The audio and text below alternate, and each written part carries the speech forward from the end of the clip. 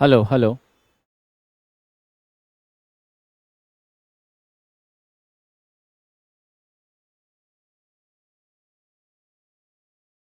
नमस्कार साथियों। ओके है ना। नमस्कार साथियों, मैं इंजीनियर आशीष कुमार आप सभी के बीच एवरी सैटरडे हमारी जो टेस्ट होती हैं assistant loco pilot and tactician के लिए, स्पेशली ट्रेड की टेस्ट 75 क्वेश्चन की टेस्ट, मैं उनके सभी प्रश्नों पर विस्तार से चर्चा करने के लिए आपके बीच उपस्थित हुआ हूं। दीपक जी, शिवशंकर जी, डीआरडीओ का 120 मार्क्स का टेस्ट लीजिए, जरूर लेंगे, इसमें कोई दिक्कत नहीं है। ठीक है। नॉन टेक में नंबर नहीं आने के कारण रिजल्ट गड़बड़ हो गया था, कोई बात नहीं है साथियों। आप नॉन टेक को जरा सा मजबूत करें और टेक के लिए आप चिंता मुक्त हो जाएं। निश्चित रूप से पिछली बार भी डीआरडीओ के 80 प्रश्न टेक में 72 73 प्रश्न सीधे हमारे टेस्ट से टकरा गए थे और वहीं से सीधे पूछे गए थे। तो मैं विश्वास दिलाता हूं कि आपकी भरपूर मदद मेरे माध्यम से होगी। और जो हमारी अभी टेस्ट हो रही हैं आपकी सीबीटी 2 के लिए, स्पेशली ट्रेड के लिए, तो आप सब लोग इससे भी जुड़े रहें और इनके सभी प्रश्नों को आप कलेक्ट करके रखें और एक साथ इकट्ठा करके रख करके सभी का डिटेल सॉल्यूशन आप तैयार करें। ये एग्जामिनेशन में आपकी बहुत ज़्यादा मदद करेगी साथियों। ठीक है, क्योंकि डीआरडीओ भी अपकमिंग है और फिर आप देख रहे हैं आईटी इंस्ट्रक्टर का बीटेक डिप्लोमा वालों के लिए भी वैकेंसी लॉन्च हो गई है। ठीक है, तो इस तरीके से कई सारे पद आपके बीच लगातार आते चले जा रहे हैं। तो आइए हम अपने डिस्कशन की ओर बढ़ते हैं और आज का पहला सवाल देखते हैं जो आपके सामने है। पहला सवाल है, जब 140 माइक्रोफेराड का, कितने का दोस्तों, 140 माइक्रोफेराड का हमारा कैपेसिटर है, उसे 250 वोल्ट की वोल्टेज दे रहे हैं, 50 हर्ट्ज की फ्रीक्वेंसी से जुड़ा हुआ है, करंट का मान कितना होगा। तो सबसे पहले हम यहां पर देखें कि हमारी कैपेसिटेंस का मान दिया है 140 माइक्रोफेराड, लेकिन क्या इससे हम करंट की वैल्यू कैलकुलेट कर पाएंगे? नहीं, हमें और भी कुछ चाहिए। हमारी फ्रीक्वेंसी दी गई है साथियों 50 हर्ट्ज, हमारा वोल्टेज दिया है 250 वोल्ट। अब ऐसी परिस्थिति में साथियों हम सबसे पहले एक काम करते हैं, क्या साहब, हम यहाँ इस 140 माइक्रोफेराड को 140 गुना 10 के पावर -6 फेराड लिख ही सकते हैं, पहली बात। दूसरी बात हम क्या कर सकते हैं साथियों, ध्यान दीजिएगा, यहां से हमें XC निकालना पड़ेगा। आप जानते हैं XC 1/ωc होता है, तो क्या करेंगे आप, 1/ωc 2πf इंटू सी होता है। इस पूरे मान को यहां पुट कर दीजिए, 1/2π इंटू 50 इंटू कैपेसिटेंस का मान कितना है हमारा 140 इंटू 10 के पावर -6 है। अब इस टोटल को आप कैलकुलेट करिए, बताइए कैलकुलेट करके कितना मान होगा दोस्तों। तो इस टोटल को आप कैलकुलेट करेंगे तो हमारी 22.73 ओम आ जाती है। कितनी आती हैं? 22.73 ओम आ जाती हैं। क्योंकि आप सभी को मैंने कई बार समझाया है, हमारे XC का, उसके बाद हमारे XL का, उसके बाद हमारे Z इम्पिडेंस का, उसके बाद हमारे रेजिस्टेंस का, इन सब का यूनिट क्या होता है? ओम होता है। ये सब आपस में क्या है साथियों, चचेरे ममेरे फुफेरे भाई हैं, ये मैंने कई बार आपको बताया है। यहाँ से मुझे XC मिल गई कितनी, 22.73। अब हमें कैलकुलेट क्या करना है दोस्तों, करंट। तो चलिए जरा करंट कर लें, V बाय हम आराम से लिख दें यहाँ पर XC, कोई दिक्कत तो नहीं। अब वोल्टेज बटा XC जब आप करेंगे तो what you get the magnitude dear friend, voltage बटा XC जब करेंगे तो मुझे बता दीजिए आपका मैग्नीट्यूड क्या हो जाएगा। कुछ नहीं, बहुत आसान है, सीधा सीधा हमने कर दिया, वोल्टेज का मान 250 लिख दिया और हमारी XC है 22.73 कर दिया। आफ्टर सॉल्विंग अप्रॉक्सीमेट 11 एम्पियर के आसपास आता है। हमारी उत्तर क्या हो जाएगी साथियों, ऑप्शन नंबर ए। हमारी उत्तर क्या हो जाएगी, ऑप्शन नंबर ए। क्लियर है कंसेप्ट? आगे बढ़ें, चलिए अगले प्रश्न की ओर चलते हैं। आप सभी लोग जरूर इसको लिख करके सॉल्व करना साहब, तभी आपको फायदा मिलेगा। नेक्स्ट आइए, अगला प्रश्न है, 10 घंटे की अवधि के लिए 200 वाट का बल्ब है और 4 200 वाट का बल्ब है, कितनी एनर्जी कंज्यूम करेगी। सबसे पहले तो आप जानते हैं हमारी एनर्जी सामान्य रूप से क्या होती है, एनर्जी होती है पावर विथ रिस्पेक्ट टू क्या dear friend, power into time. हमारी एनर्जी क्या होती है, साधारण रूप से आप देखें तो पावर इनटू टाइम होती है, पावर और टाइम का प्रोडक्ट होता है। ठीक है, तो हम टोटल कंज्यूम्ड एनर्जी की बात अगर करते हैं तो हमारी कंज्यूम्ड एनर्जी का फॉर्मूला ही होता है दोस्तों, क्या होता है आपका पावर इंटू टाइम बटा 1000। ठीक है, तो टोटल पावर सबसे पहले आप निकाल लो, फिर आपको आसान हो जाएगा। ठीक है, तो टोटल पावर की बात अगर हम करें तो मेरे पास क्या है दोस्तों, आप देख लीजिए 4 बल्ब कितने का है, 200 वाट का है, टोटल पावर की बात कर रहे हैं। प्लस 100 बल्ब कितने का है, 2 है, 100 वाट का 2 बल्ब है, तो 2 इंटू 100 हमने कर दिया। आफ्टर सॉल्विंग क्या हो गया जी, 800 वाट यहाँ पर, 200 वाट यहाँ पर, यानी 1000 वाट आपको टोटल पावर मिल गया। ठीक है, टाइम आपको क्वेश्चन ने कितना दे दिया है, 10 आवर्स दे दिया है। ठीक है, कितने दिन कह रहा है, ये सब दिन वगैरह कह नहीं रहा, तो हम यहाँ सीधा पावर के बदले क्या लिख दें, 1000 लिख दें। मेरी टाइम यहाँ 10 है और नीचे हम 1000 से डिवाइड कर दें, ताकि हमारी क्या हो जाएगी, KWH में हमारी यूनिट आ जाएगी पावर की जो कंज्यूम हुई है। 0 0 आपका कैंसिल, स्वाभाविक सी बात है, ओनली 10 किलोवाट आवर हो जाएगा, यानी टोटल यूनिट कितनी हो गई आपकी, 10 यूनिट पावर की कंजप्शन हुई। आप सभी लोग जानते हैं साथियों, 1 board of trade unit of electricity किसके बराबर होती हैं साहब, 1 यूनिट के बराबर होती हैं। तो हम आसानी से यहाँ लिख सकते हैं, मेरा कितना होगा जी, 10 किलोवाट आवर हो जाएगा। क्या हो जाएगा, 10 किलोवाट आवर हो जाएगा। ठीक है, चलिए तो हम यहाँ से ऑप्शन नंबर डी को टिक लगाएंगे। दीपक जी आपका बड़ा ही अच्छा प्रश्न है, ट्रेड का सेट लगाने पर बहुत कम नंबर आता है, तो निश्चित रूप से ट्रेड की तैयारी आपकी कमजोर है, इसीलिए कम आ रही है। और आज आप इस कमी को महसूस कर रहे हैं, तो कल जरूर आप बेहतर हो पाएंगे, क्योंकि बहुत से बच्चे ऐसे होते हैं जो अपनी कमी का एहसास भी नहीं करते हैं। आपको ये कमी महसूस हुई है, आप हमसे जुड़ गए हैं, मैं आपके साथ 75 प्रश्नों के लेकर के आपके बीच उपस्थित हूं, और आप जरूर प्रतिदिन एक एक प्रश्न को गंभीरता से समझिए। प्रैक्टिसेस मैक्सिमम जरूरी हैं। ठीक है, जरूर आपका ट्रेड का जो नंबर कम आने की स्थितियां हैं उसमें जरूर परिवर्तन होगा। जो जो चैप्टर्स हैं उसको पढ़ें, उसके स्मरणीय तथ्य को पढ़ें, फिर उस चैप्टर के प्रश्नों को बनाएं।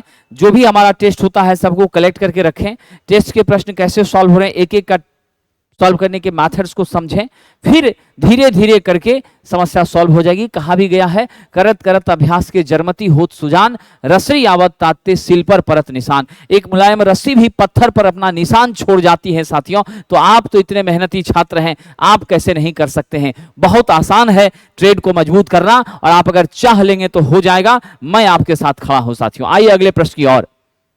दोस्तों, which among the following is the cause of an accident? निम्नलिखित में कौन एक्सीडेंट का मुख्य कारण होता है साहब। एक्सीडेंट का मुख्य कारण सबसे पहले अगर आप देखें तो दुर्घटना किसे कहते हैं, अनियंत्रित घटना को दुर्घटना कहते हैं। ऐसी घटना जिस पर नियंत्रण हमारा नहीं है, जिसका कंट्रोल हम नहीं कर सकते हैं, जिसके होने के समय का हमको मालूम नहीं है, होने की परिस्थिति के बारे में मालूम नहीं है, होने के बाद की स्थिति हमें मालूम नहीं है, वह हमारी क्या होती है साहब, घटना होती है। तो दोस्तों, खतरे के प्रति सजग न होना, जरूर घटना को आमंत्रित करना है। औजार का जानकार होने पर घटना नहीं घटेगी साहब। सुरक्षा मानकों का अगर ज्ञान है, संकेतों का ज्ञान है, जो दिशा निर्देश दिया गया है उसको आप मान करके चल रहे हैं, तो बिल्कुल घटना नहीं घटेगी। यानी स्पष्ट है साथियों, यदि खतरे के प्रति आप सजग नहीं हैं, समझ गए, ओवर स्पीड में गाड़ी चला रहे हैं, ओवरटेक कर रहे हैं, ठीक है, कई बार आप ठोकर खाते खाते बचे हैं, एक जनरल वे में कह रहे हैं। सर आप देखते होंगे लहरिया कट बाइकर्स बड़ा प्रचलित रहता है,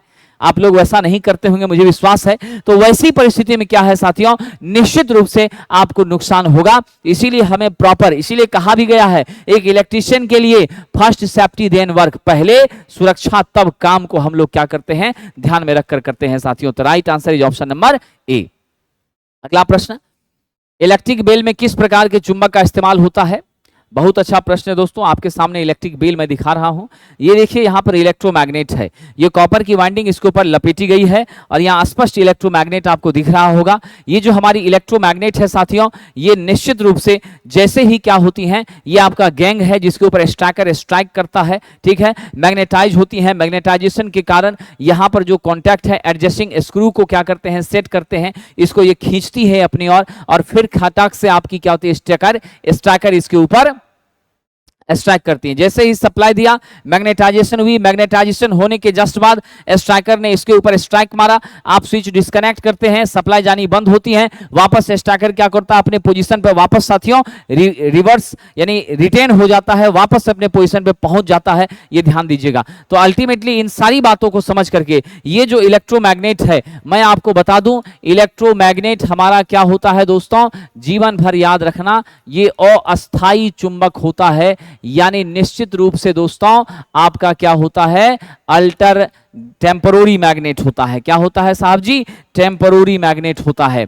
और ये हमारी टेम्परोरी मैग्नेट जो है ना, ध्यान रखना, ये बहुत जल्दी मैग्नेटाइज भी होती हैं, अब बहुत जल्दी डी मैग्नेटाइज भी होती हैं। क्या होती हैं दोस्तों, ये बहुत जल्दी मैग्नेटाइज भी होती हैं और बहुत जल्दी डी मैग्नेटाइज भी हो जाती हैं, ये ध्यान रखिएगा। तो अल्टीमेटली ये दोनों चीजें हमारी यहाँ पर होती हैं, इसलिए हम क्या कह सकते हैं, ये आपकी क्या है दोस्तों, इलेक्ट्रोमैग्नेट है, जिसको हम टेम्परोरी मैग्नेट के रूप में कंसिडर करते हैं। किस रूप में कंसिडर करते हैं जी,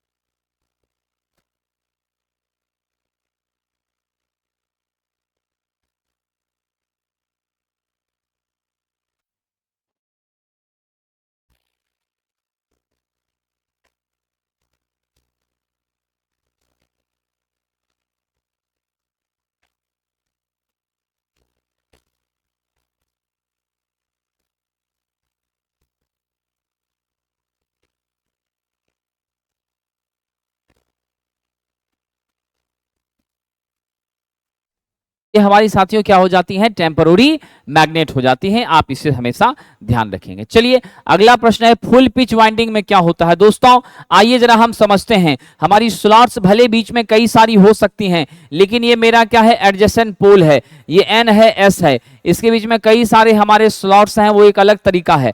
लेकिन ये दो स्लॉट्स का, दो पोल के बीच का जो ये डिस्टेंस है, इसे हम कहते हैं साथियों पोल पिच। इसे क्या कहते हैं, पोल पिच। और हमारी जो पोल पिच है, ये आपकी 180 डिग्री की होती हैं। हमने यहाँ पे वाइंडिंग लगाया, और ये वाइंडिंग आप देख लीजिए हम कैसा लगाते हैं। हम ऐसी वाइंडिंग लगाते हैं दोस्तों, जो कि गंभीरतापूर्वक ध्यान दीजिएगा, हम ऐसी वाइंडिंग लगाते हैं जो इस तरीके से ऐसा, यानी इसका डिस्टेंस भी कितना है, 180 है। पोल को सटा करके ही क्या हो रहा है, यहाँ वाइंडिंग, पोल को सटा करके ही क्या हो रहा है दोस्तों, यहाँ वाइंडिंग हमारी सेट हो रही है। तो इन सारी चीजों से ये पता चल रहा है कि यदि आपका पोल पिच किसके बराबर हो जाए, क्वाइल पिच के बराबर हो जाए, किसके बराबर हो जाए, क्वाइल पिच के बराबर मेरा क्या हो जाए दोस्तों, पोल पिच हो जाए। तो ऐसी परिस्थिति में आप ध्यान रखिएगा, पोल पिच जब क्वाइल पिच के बराबर होती हैं, तो ऐसी परिस्थिति में साथियों यह क्या कहलाती हैं, फुल पिच वाइंडिंग। क्या कहलाती है दोस्तों, फुल पिच वाइंडिंग कहलाती है। ध्यान रखिएगा, क्या कहलाती है जी, फुल पिच वाइंडिंग कहलाती है। तो हम सही उत्तर किसको कंसीडर कर लें, हम सही उत्तर कंसीडर कर लें, यदि मेरा पोल पिच क्वाइल पिच के बराबर है तभी फुल पिच वाइंडिंग होगा। दोनों का स्पेस कितना होगा, 180 होगा। दोनों का कितना होगा, 180 होगा। ये ध्यान रखिएगा, ठीक है साथियों। चलिए हम लोग अगले प्रश्न की ओर मूव करते हैं। यहाँ पर तस्वीर भी तो दिखाया ही गया है, बड़ा इंटरेस्टिंग लगा। देख लीजिए, आपका ये पोल है, हमने वाइंडिंग को जो अटैच किया है, बिल्कुल पोल को सटा करके किया है, और इसके बीच का गैप हमने कितना रखा है दोस्तों, 180 डिग्री का हमने गैप रखा है। तो ध्यान रखिएगा, पोल स्पैन और क्वाइल स्पैन दोनों आपस में क्या है साथियों, सेम है। ये बिल्कुल आप ध्यान रखिएगा। और जब ऐसा होता है तो निश्चित रूप से हमारी क्या होती है डियर फ्रेंड, हमारी जो है फुल पिच वाइंडिंग कहलाती है। क्या कहलाती है, फुल पिच वाइंडिंग। चलिए अगले प्रश्न की ओर चलते हैं। निम्नलिखित में कौन सा मॉस सोल्डरिंग तकनीक का प्रकार नहीं है। ध्यान रखेंगे, हमारी मॉस सोल्डरिंग तकनीक जो है दोस्तों, ये बिल्कुल भी हमेशा के लिए याद रख लेना, हमारी जो ड्रेन सोल्डरिंग है, दैट मीन्स आयरन सोल्डरिंग है, ये मॉस सोल्डरिंग नहीं है। ड्रैग, वेव और डीप, ये तीनों किसका प्रकार है दोस्तों, ये तीनों मॉस सोल्डरिंग का क्या है, प्रकार है। ये ध्यान रखेंगे। तो राइट आंसर हम किसको लगा देंगे, ऑप्शन नंबर सी को कंसीडर करेंगे, ठीक है। नेक्स्ट आइए, वे कन्वर्टर जिसमें डीसी जनरेटर और एसी मोटर को मैकेनिकली जोड़ दिया जाता है, ऐसा कन्वर्टर जिसमें डीसी जनरेटर और डीसी मोटर को हम यांत्रिक रूप से क्या करते हैं दोस्तों, जोड़ देते हैं, वो मेरा क्या कहलाता है, ध्यान देंगे, वो मेरा क्या कहलाता है साथियों। ऐसा कन्वर्टर जिसमें निश्चित रूप से हम मोटर और जनरेटर के सेट को जोड़ते हैं। यहां गंभीरता से देखिए, ये मेरी 3 फेज की एसी सप्लाई इस मशीन को हमने दिया है, और जब इसको हमने 3 फेज का एसी सप्लाई दिया है, उसके बाद हमने इसके साथ इसको जब रोटेट करवाया, इसके साथ कपल किसको कर दिया हमने, डीसी जनरेटर को। हमारे डीसी जनरेटर की शाफ्ट जब इससे जुड़ गई, कपल हो गई, तो कपल होने के बाद निसंदेह जब एक्साइटेशन मिला हमारे इस डीसी मशीन को, तो स्वाभाविक रूप से क्या हो गई, इसके आर्मेचर को हमने रोटेट करवाना शुरू किया। तो आप तो मालूम है ना, यहां से हमको आउटपुट क्या मिलेगा, डीसी ही हमें आउटपुट मिलेगा साथियों इस मशीन से, डीसी मशीन से, डीसी जनरेटर से। जब हमको आउटपुट यहाँ डीसी मिल गया तो स्वाभाविक सी बात है, आप एसी से किस में कन्वर्ट कर लिए जी, आप एसी से डीसी में कन्वर्जन कर लिए। तो हमारा जो कन्वर्टर होता है उसमें निश्चित रूप से हम किसका यूज करते हैं, ध्यान देना, जिस कन्वर्टर में डीसी जनरेटर और एसी मोटर का यूज करते हैं उसमें क्या लगा होता है, मोटर जनरेटर सेट होता है। इसी को शॉर्ट में हम लोग एमजी सेट कहते हैं। क्या कहते हैं, MG set, motor generator set कहते हैं, ये आप ध्यान रखना। आइए साहब जी, यह जो टेस्ट होती हैं वो हमारे प्लेटफॉर्म बाय नवीन कुमार सिंह ऐप के माध्यम से ऑनलाइन आप जुड़ करके दे सकते हैं। 100 रुपीज इसकी फीस है, और आप CBT 2 के लिए 75 क्वेश्चन का सेट विथ डिटेल डिस्कशन निश्चित रूप से आप जो है घर बैठे भी दे सकते हैं। अभी ये चौथा टेस्ट हमारा चल रहा है और 3 टेस्ट कंडक्ट हो चुका है। हम लोग नेक्स्ट वीक में 5वें टेस्ट की ओर बढ़ेंगे, ठीक है। तो आप सब लोग बेहिचक जुड़ सकते हैं और अपनी तैयारी को मजबूत कर सकते हैं। आइए अगले प्रश्न की ओर चलते हैं। कह रहा है, दिए गए विकल्पों में सिंक्रोनस मोटर का क्या लाभ है साथियों। आइए जरा देख लें सिंक्रोनस मोटर की क्या खासियत है, क्या विशेषता है। दोस्तों हमारी जो सिंक्रोनस मोटर है, एक बात तो हमेशा याद रखिएगा, ये सदैव कांस्टेंट स्पीड पे चलती हैं। इसका नाम ही सिंक्रोनस इसलिए पड़ा है क्योंकि 120 F/P ये हमारे सिंक्रोनस स्पीड का मान होता है, जहां F आपकी क्या है दोस्तों, आवृत्ति है, फ्रीक्वेंसी है।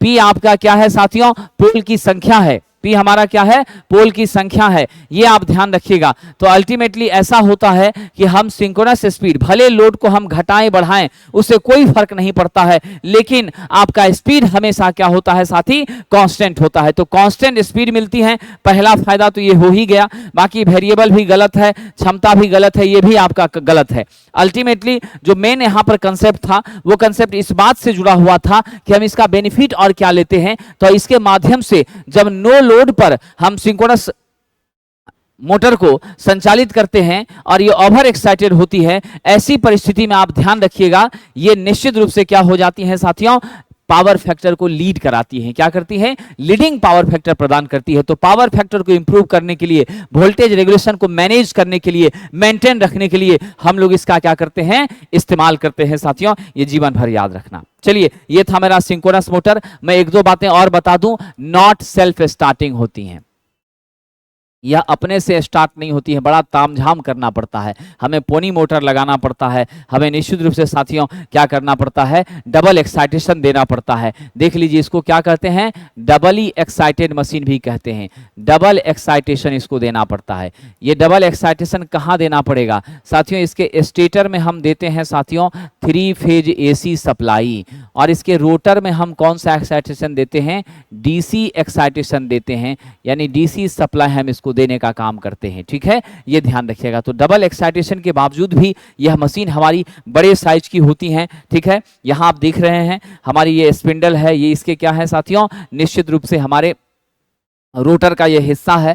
हम लोग 2 तरह का रोटर यूज करते हैं, आपको पता ही है। एक सिलिंड्रिकल रोटर होती है, एक हमारी रोटर कैसी होती है, साइलियन पोल टाइप की रोटर होती है। तो साइलियन पोल का निश्चित रूप से क्या होता है, एक्सियल लेंथ बहुत ज्यादा होता है, ठीक है।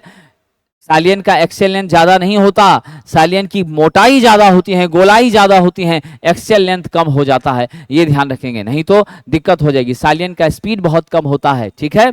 हमारी सिलिंड्रिकल की स्पीड ज्यादा होती है, उसका गोलाई जो है कम होता है, एक्सियल लेंथ ज्यादा होता है। ये कंसेप्ट कई बार आपको एग्जाम में पूछे जा चुके हैं। आइए दोस्तों आगे बढ़ते हैं। अगला प्रश्न कह रहा है, दिए गए विकल्पों में उपभोक्ता वितरण के लिए कौन सा ट्रांसफार्मर इस्तेमाल करता है।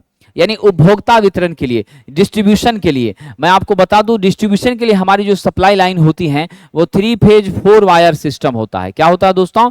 3 फेज 4 वायर सिस्टम होता है। अब ये जो हमारा 3 फेज 4 वायर सिस्टम है, इसका मतलब आप क्या समझे, 3 हमारी फेज की तार होती हैं, 3 फेज की तार होती हैं, और एक मेरा दोस्तों क्या होता है, एक न्यूट्रल होता है। क्या होता है जी? एक हमारा न्यूट्रल होता है। फेज और न्यूट्रल के बीच संपर्क बना करके हम आसानी से सिंगल फेज सप्लाई कंज्यूमर को दे पाते हैं। ऐसा करने के लिए हमें डेल्टा स्टार कनेक्शन का इस्तेमाल करना पड़ता है ट्रांसफार्मर में। किसका करना पड़ता है जी? डेल्टा स्टार कनेक्शन का। ये आर है, वाई है, बी है, और ये मेरी क्या है दोस्तों? न्यूट्रल है। क्या है ये? न्यूट्रल है, ये ध्यान रखिएगा। तो इसीलिए साहब डेल्टा स्टार का हम प्रयोग करते हैं। राइट आंसर क्या हो जाएगा? डेल्टा से स्टार। और ये पोल माउंटेड आपका सब स्टेशन होता है, उसी के आधार पर आप यूज करते हैं। आप अपने गली मोहल्ले में हर जगह इसको देखा करते होंगे साथियों। चलिए आगे बढ़ते हैं। यही तस्वीर है आपकी, डेल्टा कनेक्शन, यहाँ स्टार कनेक्शन। स्टार में हमने 3 फेज आरवाईबी और ये एक न्यूट्रल ले लिया। याद रखना, न्यूट्रल के तार का साइज हमेशा क्या होता है?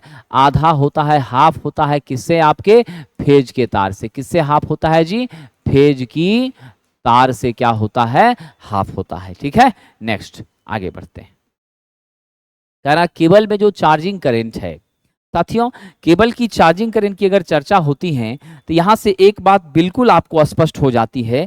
ये चार्जिंग करंट हमारे केबल की निश्चित रूप से आप ध्यान रखिएगा, ये आपकी कैपेसिटेंस की उपस्थिति के कारण होती हैं। और यदि कैपेसिटेंस की उपस्थिति है, आप ध्यान रखना हमारे परिपथ में क्या विकसित हो रहा है? आपका निश्चित रूप से कैपेसिटिव इफेक्ट जो है यहाँ उत्पन्न हो रहा है। और ये कैपेसिटिव इफेक्ट का कारण है कैपेसिटेंस का मौजूद होना। और कैपेसिटेंस की मौजूदगी हमारे वोल्टेज से करंट को हमेशा क्या करती है? 90 डिग्री से साथियों लीड करवाती हैं। तो ऐसे केस में आपकी अग्रगामी होती हैं साथियों। क्या? हमारी करंट किससे अग्रगामी होती हैं? करंट अग्रगामी होती हैं आपके वोल्टेज से। अब वोल्टेज पश्चगामी होती है किससे? हमारे करंट से। तो क्या जवाब हम देंगे? जल्दी से बताइए। वोल्टेज से 90 डिग्री आगे हो जाती है कौन? हमारी चार्जिंग करंट। तो याद रखना, charging current always leads with respect to voltage by how much degree? 90 degree. ठीक है, चलिए। द MP9 रॉकी साहब इलेक्ट्रॉनिक मैकेनिक का भी कोर्स हमारे ऐप पर उपलब्ध है, आपको वो मिल जाएगा। आप आगे जो स्क्रॉल हो रहा है, हमारा डिस्क्रिप्शन में कॉन्टैक्ट नंबर है, यहाँ भी सामने कॉन्टैक्ट नंबर है।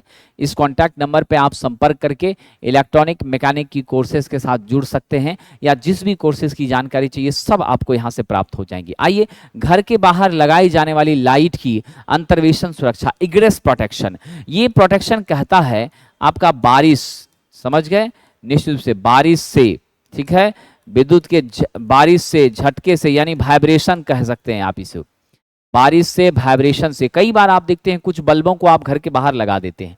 घर के बाहर जो आप बल्ब लगाते हैं तो बारिश की पानी वो भीगता है, हवा में इधर उधर झूलता है। तो इन सभी कारणों से उसको नुकसान नहीं हो, उस बारिश से बचने के लिए हम लोग क्या करते हैं? इग्रेस प्रोटेक्शन IP65 का रेटिंग दिया गया है। इसके बारे में नियम में यह बताया गया है कि IP65 के अंतर्गत आपको बारिश से, वाइब्रेशन से, इन सभी चीज़ों से क्या करना है? मौसमी प्रभाव से बचाने के लिए बल्ब का इस्तेमाल करना है। उसके ऊपर कवर लगा करके तब आप यूज करेंगे। तो ये इंडिकेशन कौन देता है? IP65 रेटिंग हमारी होती है, जो सुरक्षा के पैमाने को लेकर के आपसे निश्चित रूप से साहब चर्चा करती हैं। नेक्स्ट आइए, अगला प्रश्न देखिए हमारा क्या है। बड़ा इंटरेस्टिंग प्रश्न है साथियों। कह रहा है कौन सा मीटर सिर्फ can not be use in DC. दोस्तों मैं आपको बता दूं, हमारी जो PMMC टाइप की इंस्ट्रूमेंट है ये सिर्फ डीसी को मेजर करने का काम करती है।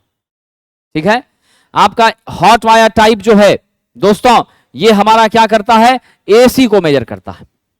नौजवानों, आपका जो इंडक्शन टाइप का है ये आपका सिर्फ क्या करता है? एसी को मेजर करता है, डीसी को बिल्कुल नहीं। इसका इस्तेमाल तो कभी कभी डीसी में भी कर सकते हैं, ये भी आपका एसी डीसी में यूज हो सकता है। लेकिन आप याद रखना, इंडक्शन टाइप मीटर जो है ये सिर्फ हमारी एसी के लिए यूज होती है, डीसी में इसका कोई औचित्य नहीं है साथियों, ये ध्यान रख लेना। ठीक है, आइए आगे बढ़ते हैं। नेक्स्ट, एवीओ क्या होता है? आइए, बहुत अच्छी चीजें हैं, यहां पर देखते हैं हम लोग। ये मेरा है दोस्तों मल्टीमीटर। क्या है ये मेरा? मल्टीमीटर। जरूर आप लोगों ने देखा भी होगा अपने ITI के दौरान, और आप इसका इस्तेमाल भी करते होंगे।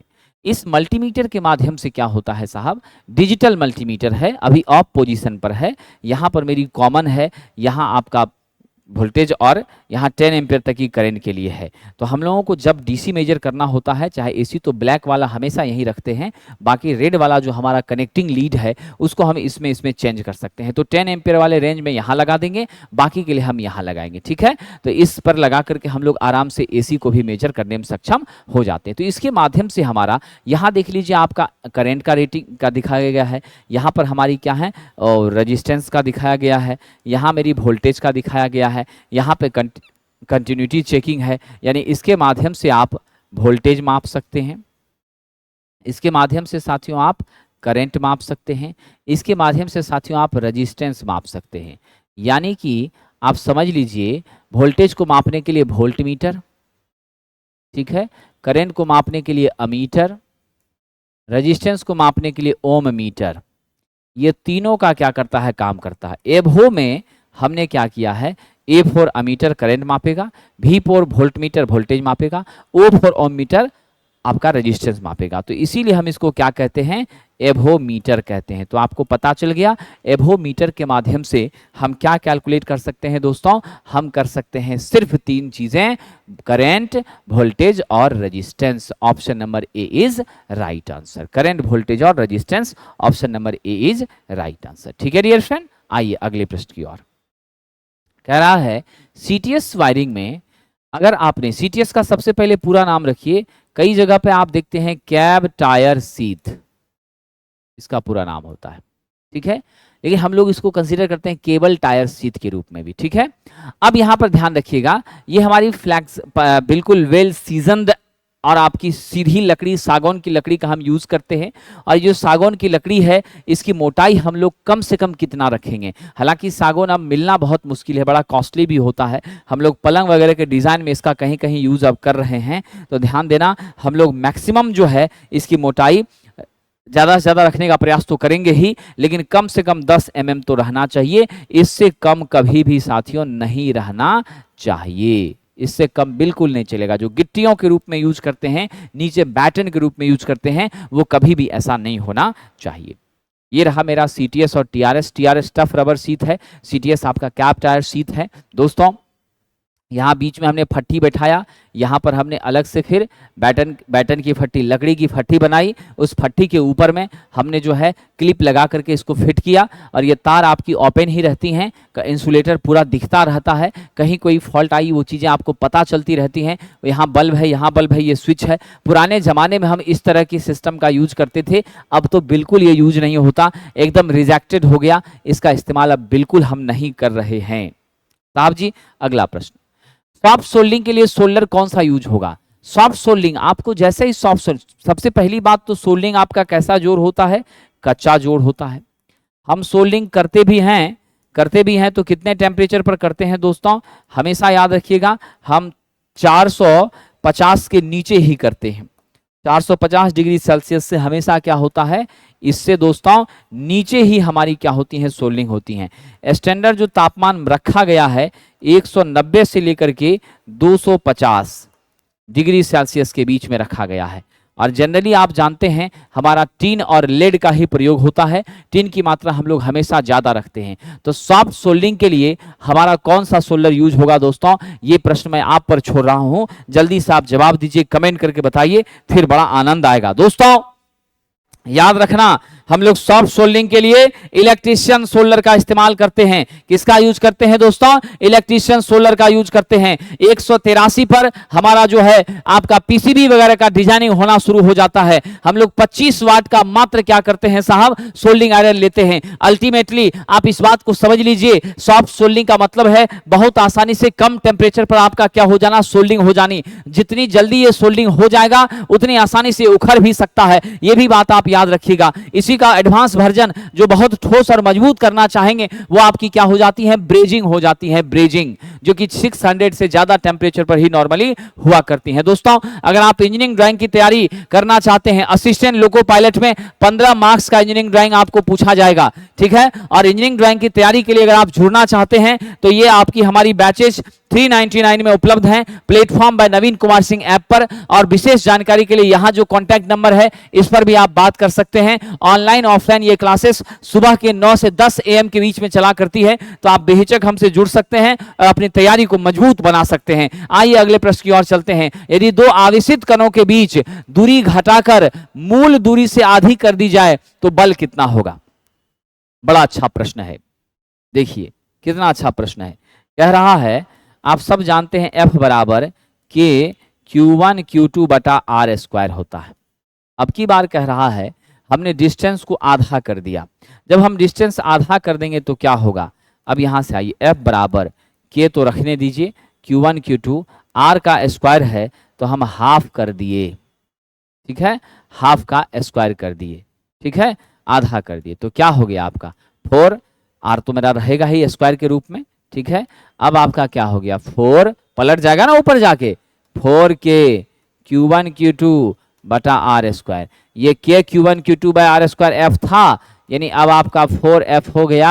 यानी स्पष्ट सी बात है, हम यदि 4 गुना 2 गुना घटा आधा करते हैं तो 4 गुना बढ़ेगा, और 2 गुना करेंगे तो 1/4 हो जाएगा, 1/4 हो जाएगा, क्योंकि आप समझ रहे हैं यहां से F मेरी विड्थ कर्मानुपाती है डिस्टेंस के स्क्वायर के, डिस्टेंस मैंने आधा किया है तो ये क्या हो जाएगा, स्वाभाविक रूप से 4 गुना हमारी बल बढ़ जाएगी, यानी स्पष्ट रूप से 4 टाइम्स इंक्रीज करेगी। Option number B is the right answer. क्या होगा दोस्तों? Option number B is the right answer. Next, चालक का माप मापने के लिए कौन सा उपकरण? सभी लोग जानते हैं कंडक्टर की मोटाई मापने के लिए हम किसका यूज करते हैं? SWG का यूज करते हैं। ये SWG क्या है दोस्तों? स्टैंडर्ड वायर गेज है। आइए जरा देख लें, यहाँ तस्वीर आपकी बनी है, स्टेनलेस स्टील की बनी होती है ये, नहीं तो हाई कार्बन स्टील का भी कभी कभी निर्माण कर लेते हैं, लेकिन दोस्तों जनरली इसकी मजबूती अच्छी होती है, सर्कुलर स्ट्रक्चर की होती है, 0 से लेकर 36 तक इसमें नंबर होता है। सारे हमारे SWG नंबर को हम मिलीमीटर में क्या करते हैं, निरूपित करने का काम करते हैं, MM में थिकनेस मोटाई को बताने का काम करती है, व्यास बताने का काम करती है। इसके माध्यम से हम सीट का, मेटल के सीट का भी मोटाई हम कैलकुलेट करने में सक्षम होते हैं। एक बात हमेशा याद रखिएगा जो बहुत महत्वपूर्ण है, SWG का नंबर अगर आपका बढ़ेगा, ठीक है, हमारी मोटाई क्या होगी साथियों? तार की घटेगी, हमारी मोटाई घटेगी, रेजिस्टेंस बढ़ेगा, रेजिस्टेंस बढ़ेगी, मेरी करंट भी क्या होगी दोस्तों? कम हो जाएगी। ध्यान रखिएगा। दूसरी महत्वपूर्ण बात जो बहुत अच्छी है, अगर SWG का नंबर आपका क्या है? कम है, तो मेरी तार की मोटाई क्या होती हैं? बढ़ जाती हैं। तार की मोटाई बढ़ती हैं, मेरा रेजिस्टेंस घट जाता है, रेजिस्टेंस घटता है, मेरी करंट बढ़ जाती है। अगर आपको क्या चाहिए, ज़्यादा मात्रा में करंट आप पास कराना चाहेंगे, तो वैसी परिस्थिति में दोस्तों जीवन भर याद रख लेना, हमें क्या करना होगा? कम SWG वाला तार लेना होगा, लेस SWG का तार हमको लेना पड़ेगा, ये ध्यान रखिएगा। आइए साहब आगे बढ़ते हैं। Which of the following option is bidirectional device? कौन ऐसी डिवाइस है जो दोनों दिशाओं में, यानी आपका फॉरवर्ड बायसिंग में भी काम करेगी और आपका रिवर्स बायसिंग में भी काम करेगी, यानी बायसिंग का कनेक्शंस के उल्टा पुल्टा करने पर भी कोई फर्क नहीं पड़ता है। ऐसा कौन सा एलिमेंट है साथियों? आइए जरा हम चर्चा कर लें उस एलिमेंट के बारे में, वो कौन है जो दोनों में काम करेगा। विद्यार्थी जी आप बता सकेंगे? जल्दी जवाब दीजिए। आइए साहब मैं बताता हूं, हमारा जो ट्रायक है साथियों, इसका पूरा नाम होता है ट्रायोड 4AC। क्या होता है? Triode 4AC। आपका AC में प्रयुक्त होने वाला मेरा ट्रायोड, मतलब स्पष्ट है साथियों, ये ट्रायक आपकी क्या होती हैं? बाय डायरेक्शनल होती हैं, यानी इसमें दिशा के परिवर्तन से इसके अपने आप पर कोई प्रभाव नहीं पड़ता है, किसी भी तरह का इफेक्ट नहीं आता है, ये डैमेज डिस्टर्ब या नुकसान में नहीं जाती हैं, ये आपकी क्या है? Bidirectional. LASCR डायोड और SCR silicon control rectifier, light activated silicon control rectifier. लश्कर का क्या फुल फॉर्म होता है दोस्तों? LASCR आइए जरा देख लेते हैं। एल से हो गया मेरा लाइट, ए से क्या हो गया एक्टिवेटेड, क्या हो गया दोस्तों एक्टिवेटेड, एस से हो गया मेरा सिलिकॉन, आर सी से हो गया कंट्रोल, सी से क्या हो गया कंट्रोल्ड, और आर से हो गया रेक्टिफायर, क्या हो गया दोस्तों रेक्टिफायर। तो स्पष्ट है LASCR light activated silicon control rectifier, ये तीनों हमारी यूनिडायरेक्शनल है, बाकी ये मेरा क्या है बाय डायरेक्शनल है। यहां देख लीजिए उसी के बारे में बताया गया है ट्रायक के बारे में। यहां पर हमने क्या कर लिया है दोस्तों, देख लीजिए एक मेरा गेट का भी टर्मिनल है और इस जगह पर हमने कपलिंग की है SCR की। तस्वीर ऐसी दिखती है, तीन इसमें क्या है आपके इलेक्ट्रोड हैं निश्चित रूप से, एक मेरा गेट है, दूसरा मेन टर्मिनल 2 है, एक मेन टर्मिनल 1 है। इस तरीके की इसकी संरचना होती है, ये आप ध्यान रखेंगे। अगला बड़ा अच्छा प्रश्न है दोस्तों, मैग्नीट्यूड रिले, बहुत अच्छा प्रश्न है। देखिए क्या होता है हमारा मैग्नीट्यूड रिले, क्या होता है साहब, मैग्नीट्यूड रिले को हम इंडक्शन रिले के नाम से भी जानते हैं। गांठ बांध लेना BSPSCL वालों, ये क्वेश्चन आपके लिए हाईलाइटेड है। कैसे, तो ये क्वेश्चन जो है साहब पावर सिस्टम का है, ये इंडक्शन रिले होता है, मेटल की कप इसमें लगी होती हैं, अल्टरनेटिंग चुंबकीय क्षेत्र यहां पर स्थापित होती हैं, साथ ही साथ एडी करंट के डिस्क या कप में रोटेशन के लिए टॉर्क उत्पन्न करने का काम करता है, तब जाकर के हमारी संपर्क क्या होती है यहां से डिस्कनेक्ट होती है, छीन होती है, मैसेंजर के रूप में काम करता है। फॉल्ट अगर होती है तुरंत इंडिकेशन मिलता है। तो स्पष्ट सी बात है मेरा मैग्नीट्यूड रिले क्या है, ए टाइप ऑफ इंडक्शन रिले है दोस्तों। क्या है ये इंडक्शन रिले है, ये ध्यान रखना। अगले प्रश्न की ओर चलते हैं।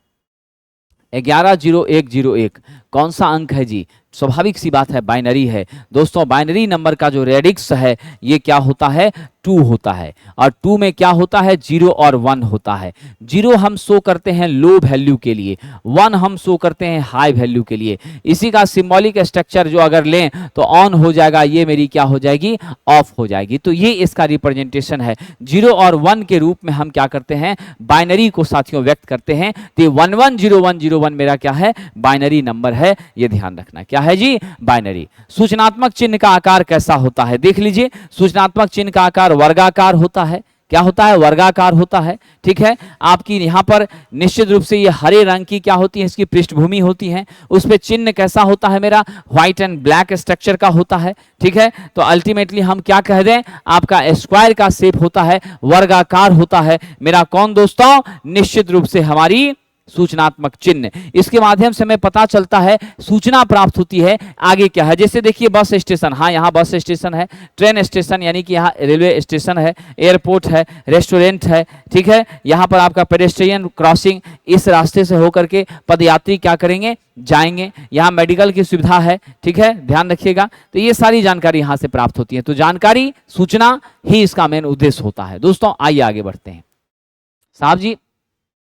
To stop a DC motor, which of the following type of electrical braking consumes the minimum energy? DC motor को रोकने के लिए निम्नलिखित में कौन सा विद्युत ब्रेकिंग का प्रकार सबसे कम ऊर्जा की खपत करता है, यानी किसमें एनर्जी कंजप्शन बहुत कम होता है। आइए यहां देख लेते हैं।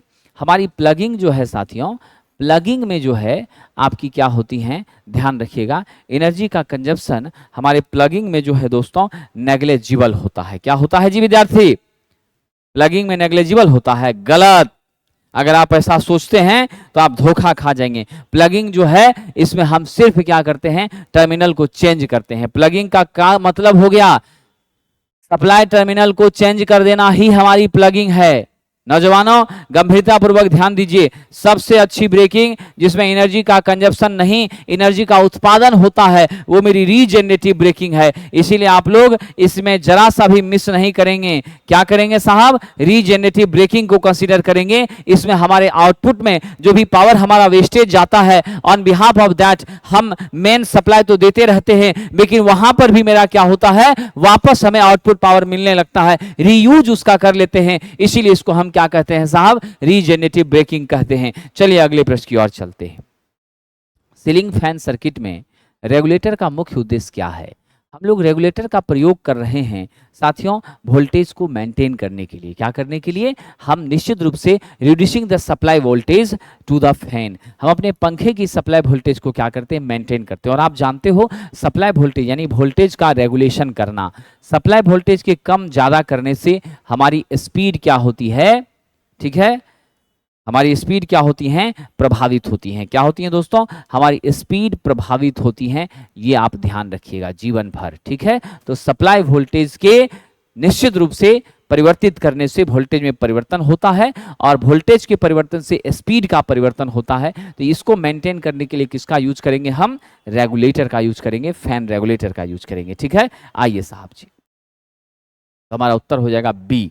कभी भी गलती से ऐसा जवाब मत देना कि स्पीड कंट्रोल करते हैं। अगला प्रश्न, साहब जी वितरण ट्रांसफर क्या होता है? एक स्टेप डाउन ट्रांसफर होता है। यह आराम से 11 केवी को निश्चित रूप से 230 वोल्ट का एसी सिंगल फेज या 3 फेज का 440 वोल्ट एसी में बदलने का काम करता है।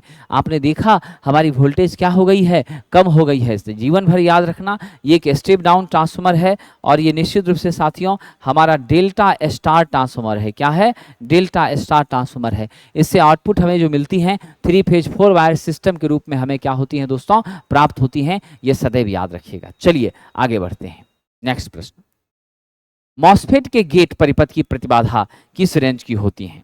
हमारे मॉसफेट का जो गेट सर्किट है उसमें हमारा इंपीडेंस किस रेंज में होता है? कितना इंपीडेंस होता है? आइए देखते हैं। आइए, बहुत अच्छा प्रश्न है। हमारे मॉसफेट में, मॉसफेट का सबसे पहले आप नाम देख लीजिए क्या होता है। ठीक है, मॉसफेट का सबसे पहले आप नाम देख लीजिए। ठीक है, सीईटी नहीं आना चाहिए, सीईटी नहीं आना चाहिए। चलिए कोई बात नहीं है, आपके विचारों पर हम ध्यान देंगे। ठीक है, बिल्कुल आपके विचार का हम ध्यान रखेंगे। ठीक है ना, हालांकि आपके लिए सीईटी आ भी नहीं रहा है, आप चिंतित मत होइए। ठीक है, सीईटी जो है वह आपके लिए आ भी नहीं रहा है। सीईटी आ किसके लिए रहा है? अभी ग्रेजुएशन वाले लोगों के लिए आ रहा है। निश्चित रूप से आप सभी के लिए मैं बता दूं कि रेलवे के बच्चों के लिए जो भी छात्र 10th और 12th के आधार पर सर्विस के लिए अप्लाई कर रहे हैं उनके लिए सीईटी नहीं है। 2024 की जो भर्तियां होंगी उसमें साथियों आपका ग्रेजुएशन वाले बच्चों को लग रहा है, तब तक आपका भर्ती निकल जाएगा, इसलिए आपको दिक्कत नहीं है उतना। ठीक है, आप पढ़ाई पर कंसंट्रेट रहे। मॉसफेट का पूरा नाम होता है metal oxide semiconductor field effect transistor. क्या होता है? Field effect transistor, metal oxide semiconductor field effect transistor, ये इसका पूरा नाम होता है। इसकी जो इम्पीडेंस होती हैं आपको मैं बता दूं, इसकी जो इम्पीडेंस होती हैं वो काफ़ी ज़्यादा होती हैं। किस रेंज में होती हैं? 10 की पावर 9 के रूप में होती हैं साथियों। ठीक है, इसके ऊपर SiO2 का लेयर हम लोग लगाते हैं, इसी वजह से इसको कहा जाता है मेटल ऑक्साइड। ठीक है कि नहीं? तो आपका 10 की पावर 9 ओम की प्रतिबाधा बहुत ज़्यादा होती है दोस्तों। ELCB का पूरा नाम है अर्थ लीकेज। क्या है? अर्थ लीकेज सर्किट ब्रेकर। क्या है दोस्तों?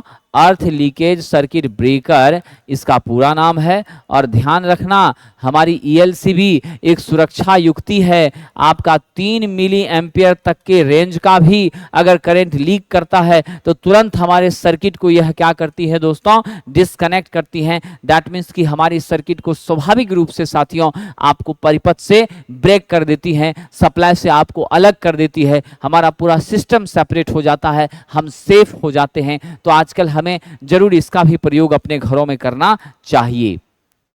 जब अल्टरनेटर की गति बढ़ती है तो आवृत्ति क्या होगा? देख लीजिए, हमारे अल्टरनेटर में NS बराबर 120 F/P होता है। आप जानते हैं अल्टरनेटर NS पर ही चलता है, तो NS समानुपाती क्या हो गया? F के।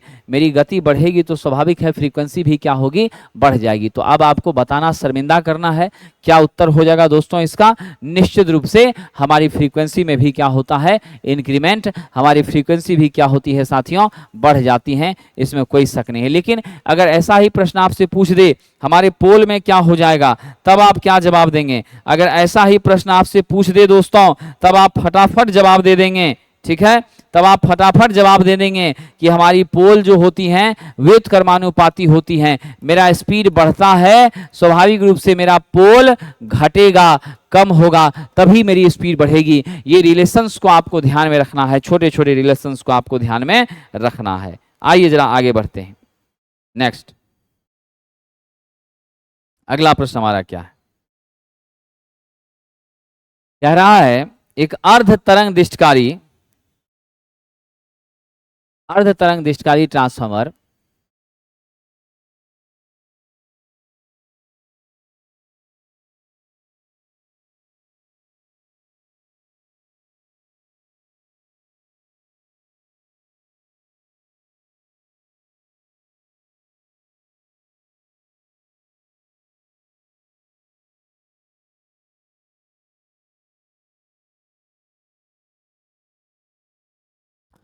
अर्ध तरंग दिष्टकारी ट्रांसफार्मर की द्वितीयक पर शिखर वोल्टेज कितनी है? 20 वोल्ट है। तो हमारे डीसी की औसत वोल्टेज क्या होगी? ठीक है, यानी आपका मेन मैक्सिमम वोल्टेज वीएम कितना दे दिया है? 20 वोल्ट दे दिया है। ठीक है, वीएम कितना दे दिया है? 20 वोल्ट दे दिया है। अब ऐसे में देखिए, जब मेरा वीएम 20 वोल्ट दे दिया है तो आपको कह रहा है हाफ वेव रिएक्टिफायर। तो हाफ वेव रिएक्टिफायर आपका कह रहा है। हाफ वेव रिएक्टिफायर में भी एवरेज क्या होता है बताइए? वीएम बटा क्या हो जाएगा दोस्तों? पाई हो जाएगा। क्या हो जाएगा? सीधा आधा हो जाता है। कितना हो जाएगा? वीएम बटा पाई हो जाएगा। तो कर दें, वीएम मेरी क्या है? 20 है। आइए जरा वी एवरेज आप यहाँ क्या लिखेंगे? 20 बाय पाई यानी 22 बटा 7, यानी 7 गुना 20 बटा 22। बता दीजिए कितना हो जाएगा? How much is the value dear friend? The right answer is 6.36। क्या हो जाएगा? 6.36 वोल्ट। सही उत्तर क्या देंगे? ऑप्शन नंबर ए। सही उत्तर क्या दे देंगे? ऑप्शन नंबर ए। चलिए आगे बढ़ते हैं। एक डीसी जनरेटर का खुला परिपथ अभिलक्षण उसका डैश अभिलक्षण होता है। ओपन सर्किट टेस्ट, यानी open circuit characteristics, not test. ये क्या है? Open circuit characteristics.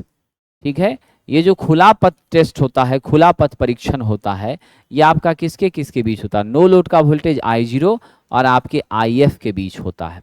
इसी को हम लोग नो लोड कैरेक्टरिस्टिक्स भी कहते हैं। क्या कहते हैं? नो लोड कैरेक्टरिस्टिक्स भी कहते हैं। और यही नो लोड कैरेक्टरिस्टिक्स आपकी मैग्नेटिक कैरेक्टरिस्टिक्स के नाम से भी जानी जाती हैं। तो उत्तर आपका ए हो गया। आपको घुमा करके भी प्रश्न पूछे तो आप तीनों कह सकते हैं। मैग्नेटिक भी यही होगा, नो लोड भी यही होगा, ओपन भी यही होगा, तीनों यही होगा साथियों। और ये प्रायः हमारी मशीन में कैसी होती हैं? राइजिंग टाइप की होती हैं, यानी कि उत्थान वाली होती है, बढ़ते हुए क्रम में, उठते हुए सेक्शन में होती हैं। यही वाली हैं आपका। देख लीजिए, कोई भी मशीन है, सबका क्या हो रहा है? उत्थान, यानी सबका बढ़ता हुआ स्ट्रक्चर मिल रहा है। दोस्तों ये हमारी हैं मैग्नेटिक कैरेक्टरिस्टिक्स। ठीक है, यहाँ इंटरनल कैरेक्टरिस्टिक्स है जो ईए और आईए के बीच का है। ठीक है, और ये एक्सटर्नल है, लोड वोल्टेज और लोड की करंट के बीच का है। लाइन वोल्टेज, लोड का वोल्टेज, लोड की करंट जो बाहर हमको मिले उसका है।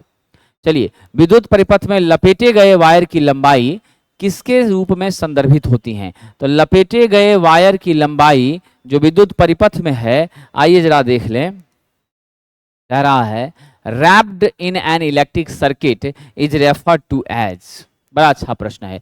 वो लंबाई जो लपेटी गई है, यानी यहां पर आप सपोज कर लीजिए कॉइल ले लिए और ऐसे ऐसे इस कॉइल को आपने लपेट दिया, इसकी पूरी लंबाई क्या कहलाएगी? लेंथ ऑफ कंडक्टर के रूप में कंसीडर की जाएगी। कैसे कंसीडर की जाएगी? लेंथ ऑफ कंडक्टर के रूप में कंसीडर की जाएगी। इसीलिए इसको हम किस रूप में लेंगे दोस्तों? सुचालक के रूप में लेंगे। कैसे लेंगे साहब? हम निश्चित रूप से इसको सुचालक के रूप में लेंगे, क्योंकि इसका जो प्रतिरोध ताप गुणांक होता है वो कैसा होता है जी? धनात्मक होता है। इसका प्रतिरोध ताप गुणांक क्या होता है? धनात्मक होता है। ये ध्यान रखिएगा। ठीक है, क्या होता है दोस्तों? इसका प्रतिरोध ताप गुणांक जो है धनात्मक होता है। साहब आगे बढ़ते हैं। कह रहा लेड एसिड सेल पुनरावेशनीय होता है, ये आपकी क्या होती है, रिचार्जेबल होती हैं। क्यों रिचार्जेबल होती हैं? क्योंकि यहाँ रिवर्सिबल रिएक्शन यहाँ पर होता है। मतलब स्पष्ट है साथियों, यह केमिकल एक्शन क्या है, रिवर्सिबल है, उत्क्रमित है। आप एक तरफ रिएक्शन करके दूसरी तरफ प्राप्त करेंगे, दूसरे करके इधर प्राप्त करेंगे। दैट मीन्स आइए जरा हम रिएक्शन की अगर बात करें तो यहाँ जो रिएक्शन होता है आपका होता है PbO2।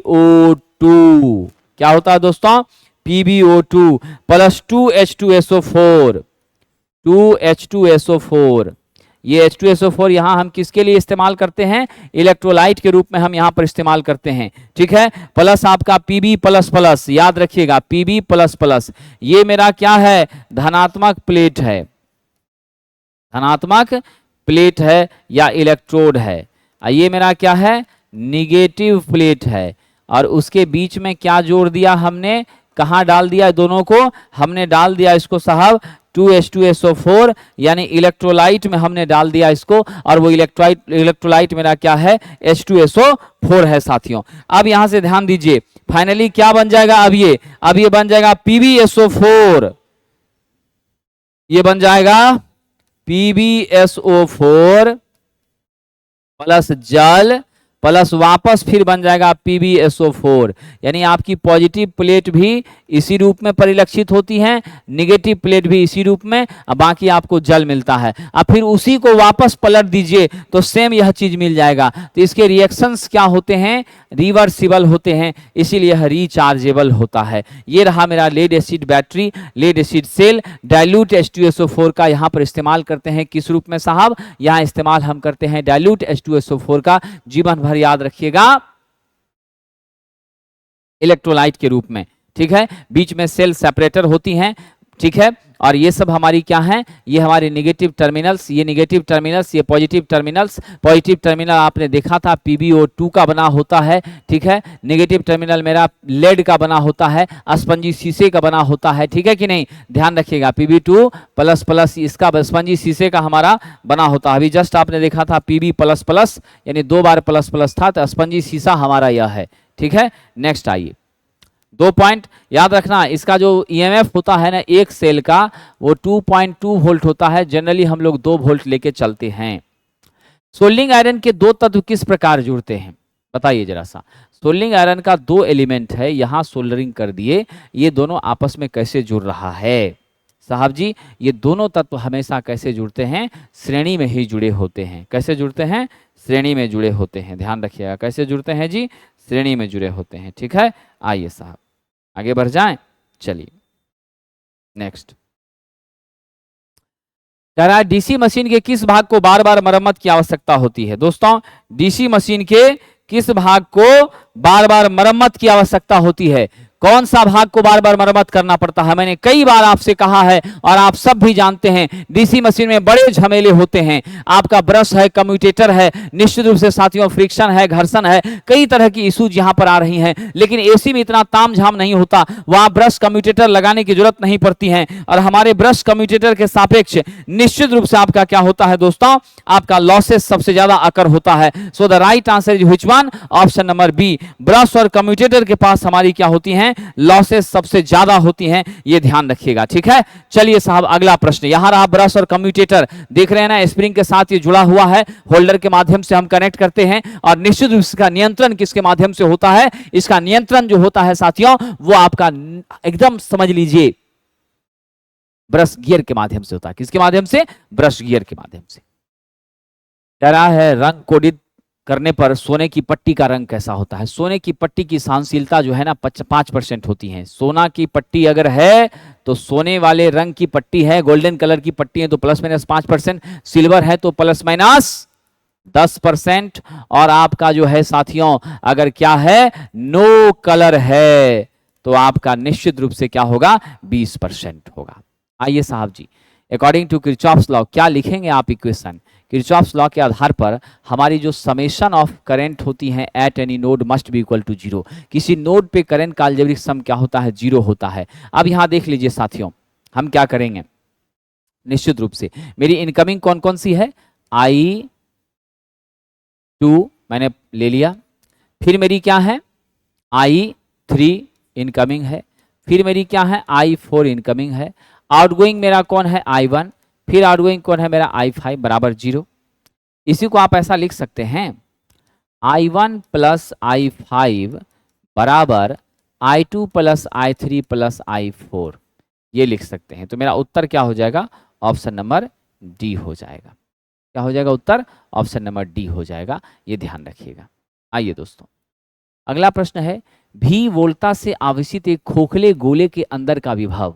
दोस्तों याद रखना, अगर भी वोल्टेज हमारे सरफेस पर है, सरफेस पर कितना है, सतह पर आपका खोखले गोले का क्या है भी, तो इसके अंदर भी वोल्टेज क्या होगा दोस्तों, भी ही होगा, ठीक है। लेकिन यहाँ पर करंट मेरी क्या होगी, जीरो हो जाएगी। मेरा निश्चित रूप से इलेक्ट्रिक फ्लक्स क्या हो जाएगा, जीरो हो जाएगा। इलेक्ट्रिक फील्ड मेरी क्या हो जाएगी, जीरो हो जाएगी। ये सब चीज़ें जीरो हो जाएगी, लेकिन मेरा वोल्टेज जितना सरफेस उतना ही यहाँ भी होगा, तभी तो पोटेंशियल डिफरेंस यहाँ मिलेगा नहीं और हमारी करंट हो जाएगी जीरो। राइट आंसर क्या हो जाता है साहब, भी के बराबर। राइट आंसर क्या हो जाता है दोस्तों, आपके सप्लाई वोल्टेज के ही बराबर होगा, इसमें कोई शक नहीं है, ठीक है। आइए साहब जी आगे बढ़ते हैं। नेक्स्ट,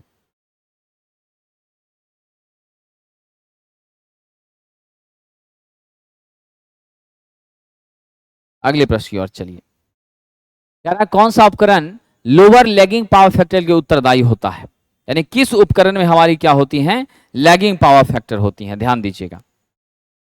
आइए साथियों, हमारी जो लैगिंग पावर फैक्टर हैं वो किस उपकरण में, सब लोग जानते हैं आपका जो है कैपेसिटर ये लीड कराएगा। रही बात इलेक्ट्रिक मोटर, ट्रांसफार्मर और मैग्नेटिक रिले की, इस तीनों में जरा आप देख लीजिए किसमें ज़्यादा कम होगी। तो साथियों मैं आपको बता दूं, सबसे कम ये सब भी आपका पावर फैक्टर को ज़्यादा लैग कराएगा, लैग कराएगा, लैग कराएगा। यही एकमात्र ऐसा होगा जिसका नेचर ही कैसा होता है, लीडिंग जैसा होता है, पीएफ को लीड कराता है। तो पूरी तरह से लीड करा पाए या ना करा पाए, लेकिन लैग तो बहुत कम कराएगा, ना के बराबर करा पाएगा। इसलिए उत्तर हम किसको कंसीडर करें, ऑप्शन नंबर डी को कंसीडर करें। ये मेरी पावर फैक्टर को लैग नहीं होने देगी, लैग होने से रोकने का काम करेगी। दोस्तों अगला, आरएलसी सीरीज सर्किट में जब आपूर्ति की आवृत्ति अनुनाद की आवृत्ति से अधिक हो तो क्या होगा। आइए साहब देखते हैं। जब मेरी सप्लाई फ्रीक्वेंसी रेजोनेंस फ्रीक्वेंसी से ज़्यादा हो जाए, ठीक है, जब मेरी सप्लाई फ्रीक्वेंसी रेजोनेंस फ्रीक्वेंसी से ज़्यादा हो जाएगी तो उस परिस्थिति में याद रखना साहब, आपका निश्चित रूप से सप्लाई करंट लैग करेगा किससे जी, सप्लाई वोल्टेज से लैग करने लग जाएगा। क्या हो जाएगा, सप्लाई करंट सप्लाई वोल्टेज से लैग करने लगेगा। आरएलसी परिपथ में आपकी प्रतिरोधक, इंडक्टर और कैपेसिटर ये तीनों कैसी होती हैं साहब, आपका सीरीज में नहीं, सीरीज में जुड़ी होती हैं। और ये तीनों जब होती हैं, ऐसे भी आप जानते हैं रेजोनेंस तभी होगा जब सर्किट में एल और सी होगा, एल सी नहीं होगा तो रेजोनेंस हो ही नहीं सकता है। Two different type of energy storage element जब तक नहीं होंगे रेजोनेंस अकर नहीं होगा। और जब सीरीज में रेजोनेंस होगा तो आप जानते हैं एफ आर का मान 1/2 पाई, 1/2 पाई अंडर रूट क्या होता है, एलसी होता है। क्या होता है, एफ आर बराबर 1/2 पाई अंडर रूट एलसी होता है, ठीक है। आइए साहब, फ्लोरेसेंट लैंप में इस्तेमाल होने वाले इलेक्ट्रॉनिक चोक का पावर फैक्टर क्या है। दोस्तों फ्लोरेसेंट लैंप में जो हम इलेक्ट्रॉनिक चोक का प्रयोग करते हैं, जीवन भर याद रखिएगा, वह इलेक्ट्रॉनिक चोक कई तरह के बेनिफिट्स हमको देती है, ठीक है। क्या करती है, कई तरह के बेनिफिट्स हमको देने का काम करती है।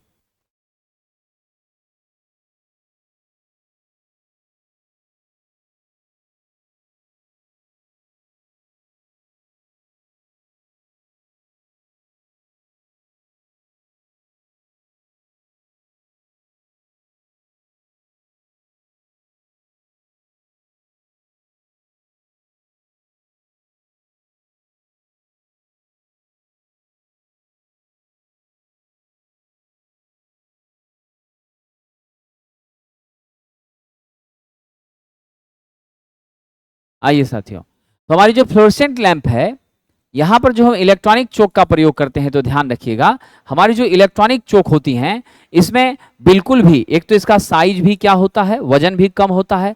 साइज भी आपका छोटा हो गया, वजन बिल्कुल कम होता है, ठीक है। उसके बाद आपको स्टार्टर अलग से लगाना नहीं पड़ता है, स्टार्टर अलग से लगाना नहीं पड़ता है। ये सारे बेनिफिट्स होती हैं। हमारी पीएफ भी क्या होती हैं, बढ़ जाती हैं। पावर भी आपका क्या करता है दोस्तों, पावर भी 60% कम कंज्यूम करता है, 60% पावर भी क्या करता है, ये कम कंज्यूम करता है। ये सारे बेनिफिट होते हैं। नॉइज भी बिल्कुल नहीं होती हैं, साउंड भी प्रोड्यूस नहीं करता है, नॉइज भी बहुत कम होती हैं। यानी 98% अप्रोक्सीमेट 100% के आसपास ये पावर फैक्टर को क्या करता है दोस्तों, बढ़ा देने का काम करता है। ये ध्यान रखिएगा, ठीक है। चलिए हम लोग आगे बढ़ते हैं। आरवाईबी सीक्वेंस है पहले फेज का, will reach it maximum value. साहब आरवाईबी सीक्वेंस है तो आरवाईबी सीक्वेंस उसी आधार पर हम देते हैं जो फेज सबसे पहले मैक्सिमम वैल्यू को अचीव किया, तो ये मेरा आर फेज है। उसके बाद जस्ट इसके बाद 120 पर यहां से फिर 120 पर मेरा वाई किया, फिर इसका 120 से मेरा बी किया। स्पष्ट सी बात है। तो मेरा सबसे पहले जो मैक्सिमम वैल्यू को अचीव करता है वही रेड होता है। इसी को फेज सीक्वेंस कहते हैं, फेज अनुक्रम कहते हैं। फेज अनुक्रम समान रूप से हमारा वही होता है जो सिस्टमैटिक तरीके से, ध्यान रखना, सिस्टमैटिक तरीके से एक के बाद दूसरा फेज, दूसरे के बाद तीसरा फेज, ये जो अरेंजमेंट होता है यही अरेंजमेंट आपकी क्या कहलाती है, फेज सीक्वेंस। तो हम लोग भारत में आरवाईबी सीक्वेंस का ही क्या करते हैं दोस्तों, इस्तेमाल करते हैं। ये सदैव याद रखिएगा। अगला, 3 फेज सप्लाई में न्यूट्रल पॉइंट का कनेक्शन, आपका न्यूट्रल पॉइंट डैश कनेक्शन में उपलब्ध नहीं होता है। ठीक है, किस में उपलब्ध नहीं होता है साहब? अगर ऐसा करें तो मेरा पैरेलल में और सीरीज में और डेल्टा में तीनों में नहीं होता है। होना क्या चाहिए? होता है। यदि यहां पर रहता किस में होता है तो होता है आपका स्टार में। ध्यान रखिएगा, ये है स्टार कनेक्शन। इसी में हमारी क्या है, उभयनिष्ठ बिंदु कॉमन पॉइंट, और यही मेरी क्या मिल गई, न्यूट्रल। यही मेरी क्या मिल गई दोस्तों, न्यूट्रल मिल गई। तो आप ध्यान रखेंगे आपका जो न्यूट्रल है वो 3 फेज सिस्टम में निश्चित रूप से कहां प्राप्त होता है, आपके स्टार में ही प्राप्त होता है, दूसरे कहीं भी प्राप्त नहीं होता है।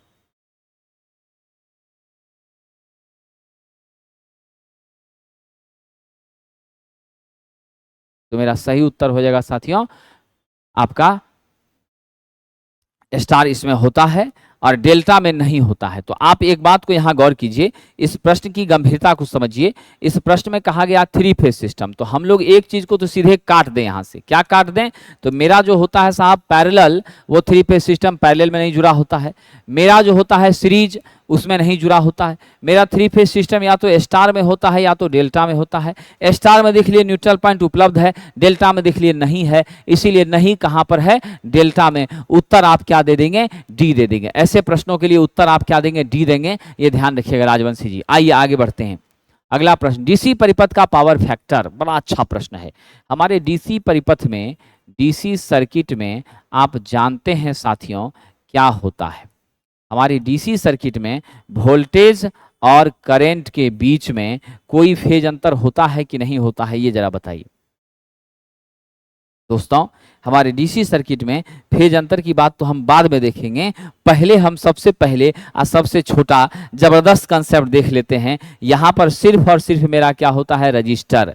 यहां पर इंपीडेंस आपकी बिल्कुल होती ही नहीं है। ऐसे केस में मेरी आर जेड के बराबर हो जाती हैं। जो रजिस्टर है वही मेरा इंपीडेंस है। और आप सब जानते हैं पावर फैक्टर कॉस फाई मेरा आर बटा जेड होता है। मैं यहाँ की क्या लिख दूं, आर बटा आर लिख दूं, दोनों कट के क्या हो गया, 1, यूनिटी पीएफ हो गई। एक बात तो ऐसे भी क्लियर हो गई। बाकी मैं फेज के बारे में भी कह रहा था, तो हमारी यहाँ पर सिर्फ एलिमेंट रजिस्टर होती हैं, वोल्टेज और करंट दोनों सेम ही फेज में जाती हैं। फेज अंतर यहाँ होता ही नहीं है, एंगल 0 ही होता है, इसलिए cos 0 डिग्री का मान क्या हो जाता है, 1 हो जाता है। हमारी क्या हो जाती है दोस्तों, पावर फैक्टर यहाँ पर यूनिटी हो जाती हैं। निश्चित रूप से ध्यान रखिएगा, यूनिटी हो जाती।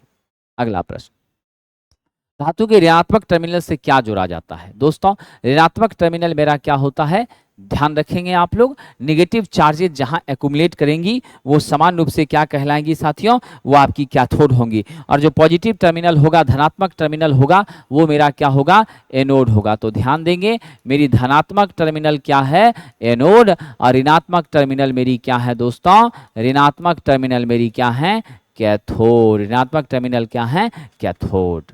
चलिए आगे बढ़ें। अगला प्रश्न, अस्थायी चुंबक का इस्तेमाल कहां करते हैं? बहुत अच्छा प्रश्न है। टेम्पोररी मैग्नेट जब भी यूज होगा एसी सर्किटरी में यूज होगा, जहां एसी सप्लाई का आप क्या कर रहे हैं साथियों, कहीं न कहीं प्रयोग कर रहे हैं। तो याद रखना, इलेक्ट्रिक इक्विपमेंट में चलेगा, कोई दिक्कत नहीं। मूविंग कॉइल में तो एकदम नहीं लेंगे, लाउड स्पीकर में हम बिल्कुल नहीं लेंगे। कहाँ लेंगे दोस्तों, जल्दी से जवाब दे दीजिए साहब जी। उपकरण में भी नहीं लेंगे, हम इलेक्ट्रिक मोटर में लेंगे। यहाँ जल्दी मैग्नेटाइज और जल्दी डीमैग्नेटाइज करने की जरूरत हमें पड़ती है, ये ध्यान रखना, इसीलिए हम इसका इस्तेमाल यहाँ पर साथियों करेंगे, इसमें कोई शक नहीं है। तो राइट आंसर आपका क्या हो गया, बी नंबर। कह रहा है GCR गैस कूल्ड रिएक्टर में मॉडरेटर के रूप में क्या इस्तेमाल किया जाता है। दोस्तों आप जानते हैं हमारा जो मॉडरेटर होता है वो निश्चित रूप से न्यूट्रॉनों की गति को धीमा करता है। क्या करता है, यहां देख लीजिए, ये मेरी है गैस कूल्ड रिएक्टर। यहां से हम क्या करते हैं, निश्चित रूप से साहब न्यूक्लियर एनर्जी से हम निश्चित रूप से बिजली का उत्पादन कर रहे हैं, इससे हम इलेक्ट्रिकल एनर्जी में कन्वर्जन कर रहे हैं, ये आप ध्यान रखिएगा, ठीक है। बहुत ही ज्यादा ताकतवर ये प्लांट होता है, लेकिन डेंजरस भी उतना ही ज्यादा होता है, ये भी ध्यान रखिएगा, ठीक है।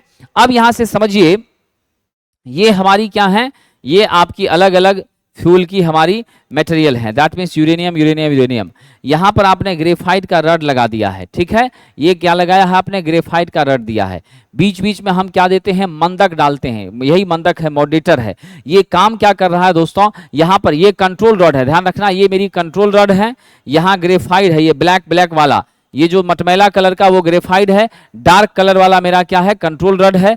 ये आपकी मॉडरेटर गति को धीमा करती है, न्यूट्रॉन की जो रिलीज होती हैं उसकी गति को धीमा करती है, जिससे नियंत्रित अभिक्रिया आपकी होती है, नियंत्रित कंट्रोल चेन रिएक्शन होती है, और जिसके बाद हमारा जो यहाँ हीट प्राप्त होता है वह हीट से हम क्या करते हैं, हीट एक्सचेंजर में ठंडा पानी दे करके वापस स्टीम में बदल लेते हैं इसको। ये तरीका होता है जिससे हम पावर का जनरेशन कर लेते हैं, ठीक है, ध्यान रखना साथियों। तो यहाँ पर हम किसका मंदक के रूप में प्रयोग कर रहे हैं साहब, ग्रेफाइट का हम मंदक के रूप में प्रयोग कर रहे हैं। Right answer is option number C, ये ध्यान देना। तो न्यूट्रॉनों की गति को धीमा करने के लिए यूज में लिया जाता है। हालांकि मॉडरेटर के रूप में आप याद रखेंगे, हम हल्का पानी भी लेते हैं, भारी पानी भी लेते हैं, बेरिलियम भी लेते हैं, कार्बनिक मटेरियल का भी हम इस्तेमाल करते हैं साथियों, ये सब का यूज करते हैं। कह रहा है इलेक्ट्रिक मशीन में कौन से दो मुख्य भाग होते हैं, बता दीजिए। कोई भी इलेक्ट्रिकल मशीन है, इस दुनिया की कोई भी इलेक्ट्रिकल मशीन है, इसमें क्या दो मेन पार्ट्स गारंटी के साथ जुड़ा होगा नाम भले कुछ कह दीजिए, लेकिन स्टेटर और रोटर तो गारंटी के साथ होगा।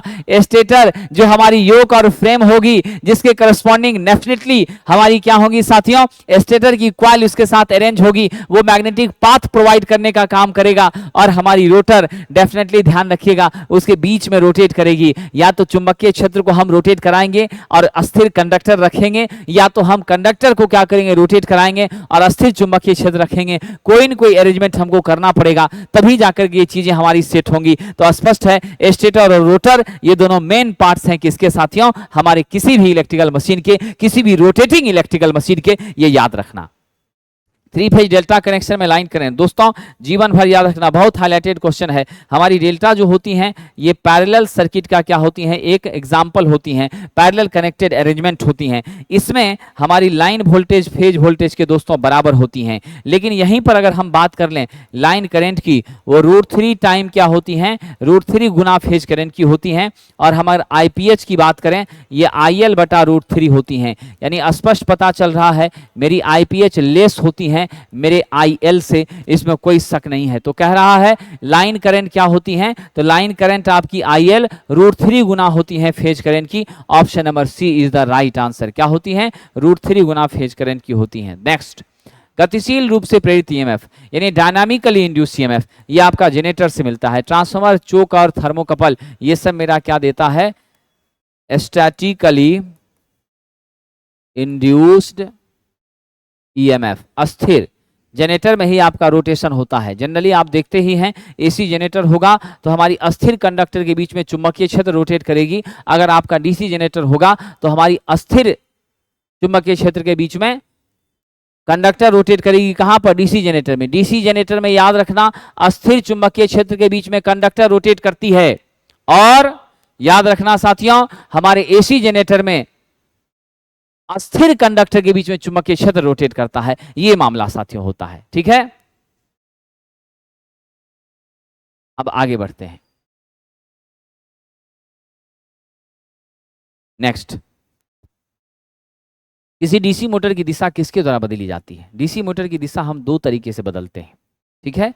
इसके रोटेशन की दिशा को दो तरीके से बदलते हैं। या तो हम क्या करें, आर्मेचर के कनेक्शंस को पलट दें, या हम सप्लाई टर्मिनल्स को क्या करें, फील्ड के कनेक्शन को बदल दें।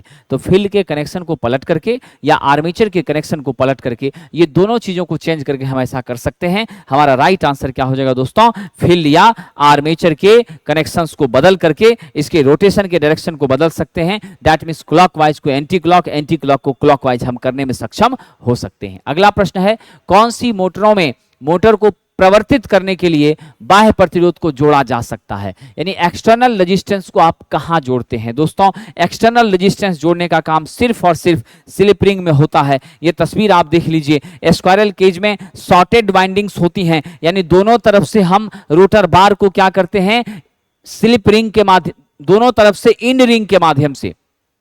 आपको मैं बता दूं, स्क्वायरल केज जो हमारा 3 फेज का रोटर होता है, एंड रिंग के माध्यम से ऐसे सरिया की तरह मेरा जुड़ा रहता है, और ये पूरा हिस्सा आपका शॉर्टेड हो जाता है। इसमें अलग से रेजिस्टेंस लगाना संभव नहीं होता है। इसीलिए दोस्तों हम किसका यूज करते हैं? स्लिप रिंग का। स्लिप रिंग या नहीं तो wound rotor type, wound rotor type का इंडक्शन मोटर, इसमें हम आराम से, यहाँ देखिए स्लिप रिंग 3 इस्तेमाल करके तीनों हम यहाँ वाले फेज के सेक्शन से, तीनों हमारी वाइंडिंग से हम एक्सटर्नल रेजिस्टेंस को जोड़ पाते हैं। ऐसा करने से हमारी स्पीड भी नियंत्रित होती है, ऐसा करने से हमारा निश्चित रूप से साहब पावर फैक्टर भी इंप्रूव कर जाता है। साथ ही साथ स्टार्टिंग करंट जो एक्सेसिव होती हैं उससे भी हमें बचाव मिल जाता है। ये ध्यान रखेंगे तो सही उत्तर होगा आपका सर्पी वाला प्रेरण मोटर। यहाँ 3 स्लिप रिंग का यूज करेंगे, ये ध्यान रखना। ये मेथड हम स्क्वायरल केज के साथ बिल्कुल नहीं कर सकते, ठीक है। आइए दोस्तों, ट्रांसफार्मर कोर को लेमिनेट क्यों किया जाता है? जीवन भर याद रखना, ये पतला लेमिनेशन जब कभी भी किया जाता है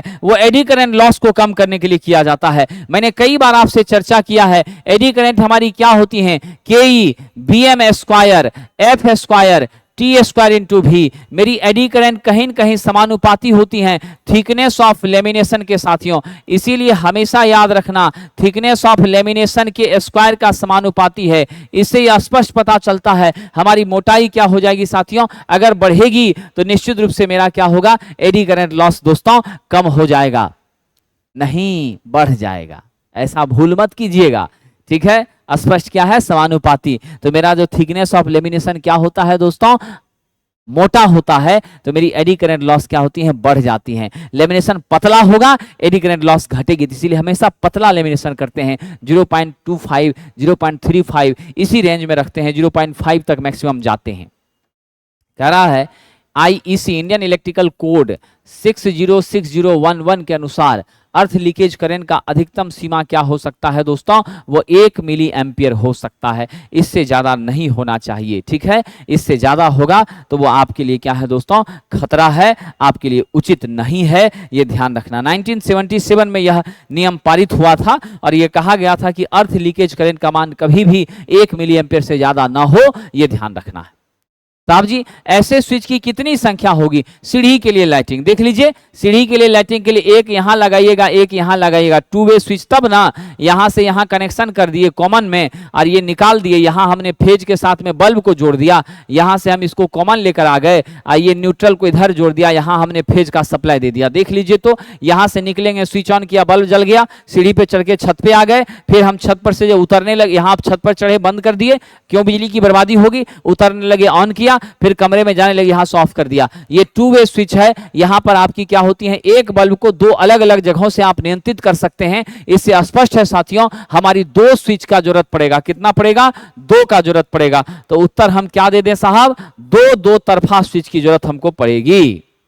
आइए अगला प्रश्न पर कह रहा स्टेटर फ्लक्स के घूमने की गति को क्या कहा जाएगा?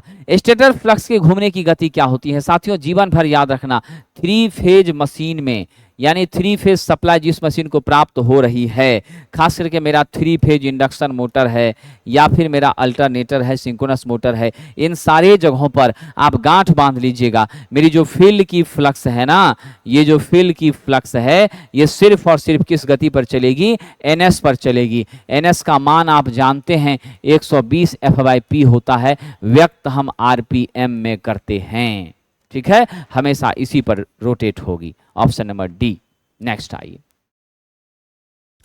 कह रहा है आर्मेचर कोर के स्लॉट में उसके विशिष्ट अनुक्रम में अंतिम कनेक्शन के साथ इंसुलेटेड कंडक्टर की क्रमबद्ध संख्या को क्या कहते हैं। यानी यहां से आपने वाइंडिंग लगाया, यहां से गए अंतिम, फिर यहाँ आए, यहाँ से फिर अंतिम, फिर यहाँ आए, फिर यहाँ गए, फिर यहाँ से अंतिम, यानी यहाँ से उठे ऐसे ऐसे ऐसे ऐसे ऐसे, यहाँ से उठे ऐसे ऐसे ऐसे ऐसे ऐसे ऐसे, यानी इस तरीके से हम जो बढ़ते चले गए बढ़ते चले गए बढ़ते चले गए, यही सिस्टम, यही अरेंजमेंट मेरी क्या कहलाती हैं, वाइंडिंग कहलाती हैं। तरीके के साथ चलते जाना, अंत का शुरुआत, शुरुआत का अंत, अंत का शुरुआत, अंत का शुरुआत, शुरुआत का अंत, इसी तरह से जो हम बार बार लपेटते चले गए और तब जो संरचना बनी वही मेरी क्या है, वाइंडिंग है। आइए, निम्नलिखित में किसका उपयोग इलेक्ट्रिक केतली के ताप इकाई के लिए जीवन भर के लिए याद रखना। जहां भी बात आ जाए साथियों, हमारा निश्चित रूप से हीटिंग एलिमेंट के रूप में, तो आप याद रख लीजिएगा हीटिंग एलिमेंट के लिए सबसे फेवरेबल मेरा क्या है दोस्तों, नाइक्रोम है, इसमें कोई शक नहीं है। और ये नाइक्रोम जो है मेटल के ट्यूब में होता है, कंसील्ड वायर के रूप में मेटल ट्यूब में होता है, नीचे पेंदी के बेस में लगा होता है। सप्लाई जैसे ही आप दीजिएगा, प्लग के साथ कनेक्ट कीजिएगा, कनेक्ट करने के बाद आपका तुरंत फ्यू मिनट में आपकी पानी को क्या करता है, गर्म कर देता है। और केटल का तो आप जानते ही हैं, ये तस्वीर आप देख लीजिए, यहाँ से हमने प्लग लगाया, इसको हमने पानी भर करके तब केटली को हमने डाल दिया इसके ऊपर, यहीं पर हमारी क्या है, हीटिंग इससे सप्लाई जाती है। ये वाला जो बेसमेंट देख रहे हैं, इसी में आपका क्या है, हीटिंग एलिमेंट अटैच्ड है ट्यूब के फॉर्म में। और फिर यहाँ से आप लॉक हो जाता है, स्विच को यहाँ से ऑन करिए, चालू हो गया, इससे आप पानी निकाल सकते हैं, डाल सकते हैं। यहाँ से भी देख सकते हैं कितना गर्म हुआ है। ये सब आपका इंसुलेटर सेक्शन है, इंसुलेटेड कवर है, ये जल्दी गर्म भी नहीं होती है और झटका भी नहीं लगता है, तो बड़ा फास्ट इसमें एक्शन साथियों होता है। तो याद रखिएगा, छिपा हुआ, कंसील का मतलब छिपा हुआ, ट्यूब के रूप में हमारा क्या होता है, यहाँ पर निश्चित रूप से साहब मेटल रहता है, और वो मेटल मेरा नाइक्रोम ही होता है। आइए, कौन सा गुणधर्म पीएन जंक्शन डायोड को दिष्टकारी का काम करने के लिए प्रेरित करता है, आखिर क्यों? दोस्तों, हमारी जो दिष्टकारी के रूप में यह काम करती है आपकी पीएन जंक्शन, स्वाभाविक रूप से हमारी पीएन जंक्शन जो होती हैं उसके सिंबल पर अगर बात करें तो ये है इसका सिंबल, ठीक है। इसे हम लोग crystal diode, rectified diode, simple diode, कई नामों से जानते हैं। यह सिर्फ और सिर्फ किस बायस पे काम करती हैं, फॉरवर्ड बायस पर, यानी पी सेक्शन को बैटरी के पॉजिटिव से, एन को निगेटिव से, ये कनेक्शन मेरा फॉरवर्ड होता है। और फॉरवर्ड बायसिंग में ही क्या होता है, इसमें करंट का कंडक्शन होता है, रेजिस्टेंस कम होती हैं, रिवर्स में बिल्कुल कंडक्ट नहीं करती हैं, और हम लोग एक ही दिशा में चाहते भी थे करंट। इसी कारण से साथियों इसका जो होता है अग्र अभिनति, यानी फॉरवर्ड रिवर्स बायसिंग का जो कैरेक्टरिस्टिक्स है कि भाई रिवर्स में नहीं जाएगा, इसी वजह से यह क्या करता है, रेक्टिफायर के रूप में यूज में लिया जाता है। हिस्टेरिसिस लॉस क्या है दोस्तों, जीवन भर याद रखना, पीएच इसी को डब्ल्यूएच कहते हैं, eta BM to the power 1.6 F V watt, ये होता है। तो मेरा उत्तर कौन सा मिल रहा है, डी नंबर मिल रहा है। ये रिवर्सल ऑफ मैग्नेटाइजेशन के कारण होता है। और याद रखना, मेरी बीएच कर्व की लूप जितनी चौड़ी होगी, हिस्टेरिसिस लॉस मेरी उतनी अधिक होती है साथियों, ठीक है। नेक्स्ट आइए, मेगर में किस जनरेटर का उपयोग किया जाता है, स्पष्ट है।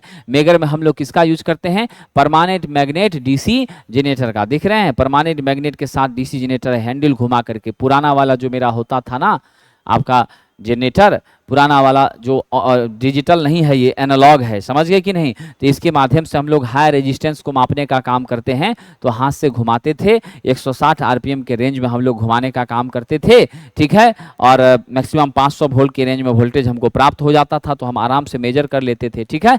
आइए, ऊर्जा की नवीकरणीय स्रोत कौन नहीं है साथियों, हमारा सौर ऊर्जा, पवन ऊर्जा, ठीक है, बायोमास, ये सभी हमारी क्या हैं, नवीकरणीय ऊर्जा स्रोत हैं। न्यूक्लियर एनर्जी अनवीकरणीय है, लिमिटेड भंडार इसका है, और एक निर्धारित मान से ज्यादा यह नहीं है, ये एक समय में खत्म हो जाएगी, इसीलिए यह हमारी क्या है, अनवीकरणीय ऊर्जा का स्रोत है।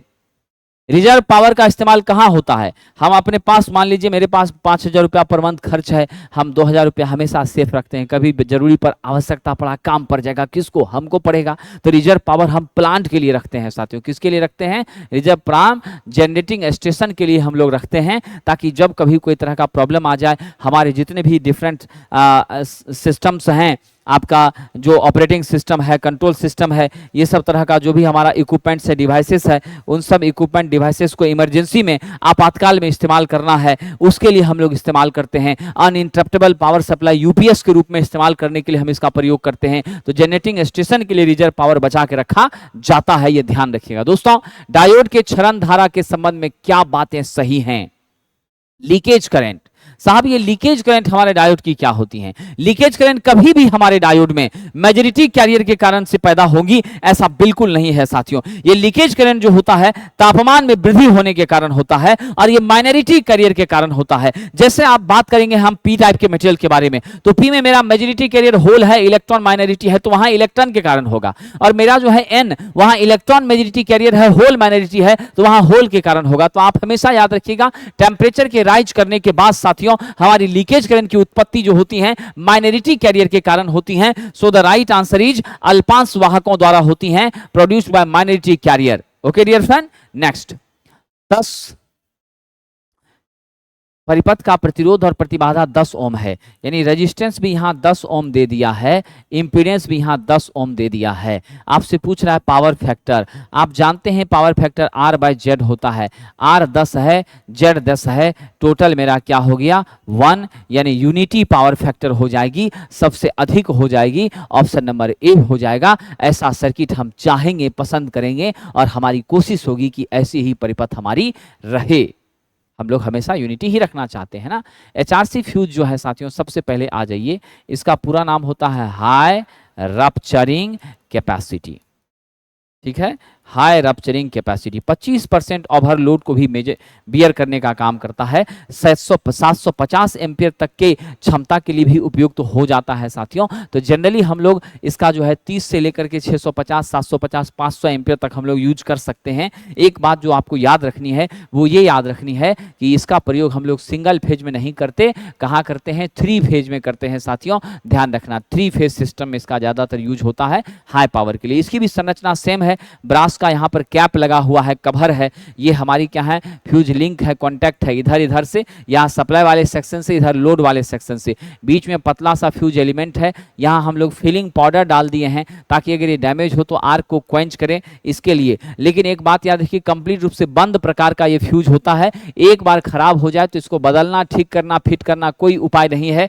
इसको नया ही चेंज करना पड़ता है, ये ध्यान रखिएगा साथियों, ठीक है। चलिए अगला, कौन सी सबसे सुरक्षित वायरिंग है? तो कंफर्म हमारी कंसील कंड्यूट क्या है, सबसे सुरक्षित है। एक तो कंड्यूट पाइप के भीतर से हम तार ले जाते हैं, ऊपर से दीवार को काट करके कंस्ट्रक्शन के समय तब उसमें पाइप फिट करके तब करते हैं। पूरा का पूरा एक तो खूबसूरती भी बन जाती है, आग लगने की संभावना भी नहीं रहती है, पूरी तरह से सेफ हो जाता है। आपके प्लास्टर के अंदर ये चीजें क्या होती हैं साथियों, अरेंज रहती हैं, ये ध्यान रखिएगा। तो कंसील कंड्यूट बहुत ही बेहतर है। ये देख लीजिए आपका ओपन वायरिंग है, हमने क्या कर दिया है, केसिंग केपिंग कर दिया है, बाहर से सब कुछ है, मोटा ऊपर से दिखाई भी दे रहा, बोर्ड भी, ये भी ऊपर दीवार के ऊपर ठोका लग रहा है, ये कंसील वायरिंग है। देखिए तो कहीं कुछ दिख रहा है, आपके दीवार के ही सेक्शन के बराबर में मेरा स्विच वगैरह लगा है, अट्रैक्टिव स्विच आप लगा सकते हैं, जैसा हो आपका वॉल का पेंटिंग वैसा आप अरेंज कर सकते हैं। तो मेरी कंसील कंड्यूट सबसे बेहतर, सबसे सुंदर, सबसे मजबूत, सबसे किफायती, सबसे टिकाऊ वायरिंग भी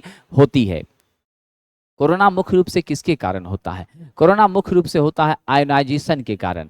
सराउंडिंग्स एयर के एक्सेसिव वोल्टेज की वजह से हमारी सराउंडिंग एयर क्या हो जाती है दोस्तों, आयोनाइज हो जाती है, और उसके आयोनाइज होने के कारण फैंट ल्यूमिनस ग्लो हमें प्राप्त होता है, हिसिंग नॉइज प्राप्त होती हैं। तो एयर के आयोनाइजेशन के कारण ये होता है। इसको कम करने का यही मात्र तरीका है, 2 कंडक्टर के बीच की दूरी को बढ़ाइए, साथ ही साथ आप कंडक्टर कैसा लीजिए, स्मूथ कंडक्टर लीजिए, बंडल कंडक्टर का यूज कीजिए, सरफेस उसका क्या हो, रुखड़ा टाइप का नहीं हो। ये बातों को भी आप ध्यान में रखिए, तभी जाकर के काम चलेगा। दोस्तों अगला प्रश्न है, ट्रांसमिशन लाइन का मुख्य कंपोनेंट निम्नलिखित में से कौन है? साहब जी हमारे ट्रांसमिशन लाइन का मुख्य कंपोनेंट्स क्या है, जरा मुझे बताइए, किसके बिना मेरा ट्रांसमिशन लाइन का काम नहीं चलेगा, क्या क्या होनी चाहिए हमारे ट्रांसमिशन लाइन में? रोटर ट्रांसफार्मर बहुत गलत, रोटर का तो कोई यूज ही नहीं है। स्टेटर का गलत। कंडक्टर इंसुलेशन वाइंडिंग, वाइंडिंग कहां से आ गया भाई, यहां देख लीजिए, कंडक्टर चाहिए, ट्रांसफार्मर जरूर चाहिए, सपोर्टिंग टावर चाहिए जो तार को ढो के ले जाएगा। तो राइट आंसर आपका क्या है, 3 है। ऐसे भी क्या है आपका, कंडक्टर को ढोने के लिए सपोर्टिंग टावर चाहिए, ट्रांसफार्मर चाहिए स्टेप डाउन स्टेप अप करने के लिए, वोल्टेज को जरूरत के हिसाब से घटाने बढ़ाने के लिए, और कंडक्टर चाहिए जिसके माध्यम से हम दूर दराज के क्षेत्रों में बिजली पहुंचाने का काम करेंगे साथियों। नेक्स्ट, केबल में कवच वाले किसी तार की क्या उपयोगिता है? हम कवच क्यों लगाते हैं? कवच इसलिए लगाते हैं दोस्तों, ये देख लीजिएगा, हमारी ये केबल है, ये कंडक्टर है, उसके ऊपर पेपर इंसुलेशन दिया ताकि ये तीनों आपस में शॉर्ट ना करे, और ये पेपर मेरा नमी सोखने से क्या होगा, इसकी इंसुलेशन की क्षमता कमजोर हो जाएगी निश्चित रूप से। इसी कारण से हम क्या करते हैं, इंसुलेशन की क्षमता कमजोर हो जाएगी, शॉर्ट कर जाएगा, तो नमी ना सोखे, हमारा ये पेपर नमी न सूखे, इसके ऊपर से लेड का कवर देते हैं। आप जानते हैं लेड केमिकल से और पानी से बिल्कुल इसको असर नहीं पड़ने देता है। अब लेड मेरा कमजोर हो जाएगा, कंडक्टिंग मटेरियल है, तो इसके ऊपर हम लोग जर्क से बचाने के लिए, वाइब्रेशन और इम्पैक्ट से बचाने के लिए हम लोग बेडिंग लगाते हैं। अब बेडिंग के ऊपर मैकेनिकल इंजुरी से सेफ रखने के लिए हम लोग आर्मरिंग का यूज करते हैं। क्या करते हैं, आर्मरिंग। ये आर्मरिंग जो है साथियों, ये स्टील के वायर्स की जाती है आर्मरिंग, और स्टील के वायर की आर्मरिंग करके इसकी यांत्रिक मजबूती बहुत अच्छी होती है, तब हम ऊपर से सर्विंग करते हैं। तो आपको याद रखना है, यांत्रिक मजबूती के लिए, मैकेनिकल सेफ्टी के लिए हम इसका क्या करते हैं दोस्तों, इस्तेमाल करते हैं, याद रखना, ठीक है। कह रहा साधारण द्विध्रुवीय संधि ट्रांजिस्टर के उत्सर्जक संग्राही यानी आपका इमीटर, कलेक्टर और बेस, इसमें जो कंसंट्रेशन है किसका सबसे ज्यादा होता है? तो याद रखना, सबसे ज्यादा कंसंट्रेशन यानी डॉपिंग इसमें सबसे अधिक होगी दोस्तों। मैं बता देता हूं आपको, सबसे अधिक जो डॉपिंग होती हैं वो हमारे इमीटर में होती हैं, दूसरे नंबर पर किस में होती हैं, कलेक्टर में, और सबसे कम किस में होती हैं, बेस में होती हैं। तो option number C is the right answer. आप सबको मालूम है हमारे ट्रांजिस्टर के 3 टर्मिनल होते हैं, बेस, कलेक्टर और इमीटर होता है। इमीटर उत्सर्जक होता है, कलेक्टर से हम प्राप्त करते हैं, ठीक है, यहाँ से इलेक्ट्रॉन इमिट करती हैं, निकलती हैं, और बेस कनेक्शन के लिए सपोर्ट करने का काम करती है। तो एनपीएन में तीर बाहर की तरफ होता है, पीएनपी में तीर मेरी क्या होता है, अंदर की तरफ। सबसे ज्यादा डॉपिंग कंसंट्रेशन आपकी यहीं पर, उसके बाद कलेक्टर पर, और लास्ट में हमारे बेस पर होती हैं। आइए साथियों, घरेलू वायरिंग में एल्बो का प्रयोग तार को कितनी दिशा में मोड़ने के लिए, ये देख लिया, जहां जहां कोना होता है, बाल का किनारा आता है, कॉर्नर आता है, वहां टर्निंग के लिए इसका यूज करते हैं। तो ऑलमोस्ट ये 90 का तो होता ही होता है साथियों, इसमें कोई शक नहीं है। कितने का होता है, 90 का होता है। हम अपने जरूरत के हिसाब से थोड़ा सा कम ज्यादा भी करने लग गए हैं। ये देख लीजिए, अप्रोक्सीमेट आपका 90 डिग्री का गैप है ही। हम जहां पर टर्निंग थोड़ा राउंड शेप का है तो उस शेप का भी हम लगा देते हैं, लेकिन मोस्टली जो है हमारा क्या होता है साहब, 90 पर ही मुड़ा रहता है आपका एल्बो। सुरक्षा के लिए स्विच को कहां लगाया जाएगा? स्वाभाविक सी बात है, जब भी आप स्विच को लगाएंगे फेज तार के साथ लगाएंगे, क्योंकि स्विच आपके फेज से होकर आने वाली, फेज तार लाइव वायर से होकर आने वाली धारा को आने से रोकेगी, ऑफ करेगी या ऑन करेगी। तो नियंत्रण हमारा संभव किसके माध्यम से है? आपके निश्चित रूप से साथियों फेज केबल के माध्यम से ही नियंत्रण पॉसिबल है। सीटी को क्यों यूज करते हैं साहब? सीटी का यूज होता है हाई करंट को मापने के लिए। क्या करने के लिए साहब? हाई करंट को मापने के लिए, क्योंकि आप सब जानते हैं ये मेरा सीटी है, करंट ट्रांसफार्मर है इसका पूरा नाम। दोस्तों मैं आपको बता दूं, करंट ट्रांसफार्मर हमारी क्या होती हैं? स्टेप अप ट्रांसफार्मर होती हैं। क्या होती हैं जी? स्टेप अप ट्रांसफार्मर होती हैं। हम लोग इसकी मदद से क्या करते हैं, बड़ी आसानी से जो है, ध्यान देंगे यहां पर, हमारी करंट ट्रांसफार्मर कैसी ट्रांसफार्मर होती हैं? Step up. मैंने ऐसा क्यों कहा? क्योंकि हमारी जो सेकेंडरी है, ध्यान रखिएगा, सेकेंडरी है, स्टेप अप में क्या होता है, वोल्टेज तो बढ़ जाता है लेकिन मेरा करंट कम हो जाता है। तो हम सेकेंडरी का करंट को मात्र 2 से 5 एम्पियर का अमीटर लगा करके हम माप लेते हैं। तो मेरा सेकेंडरी का करंट माप पता चल गया। उसके बाद मुझे N1 N2 तो पहले से ही पता ही रहता है, हम आराम से रिलेशन एस्टेब्लिश कर लेते हैं।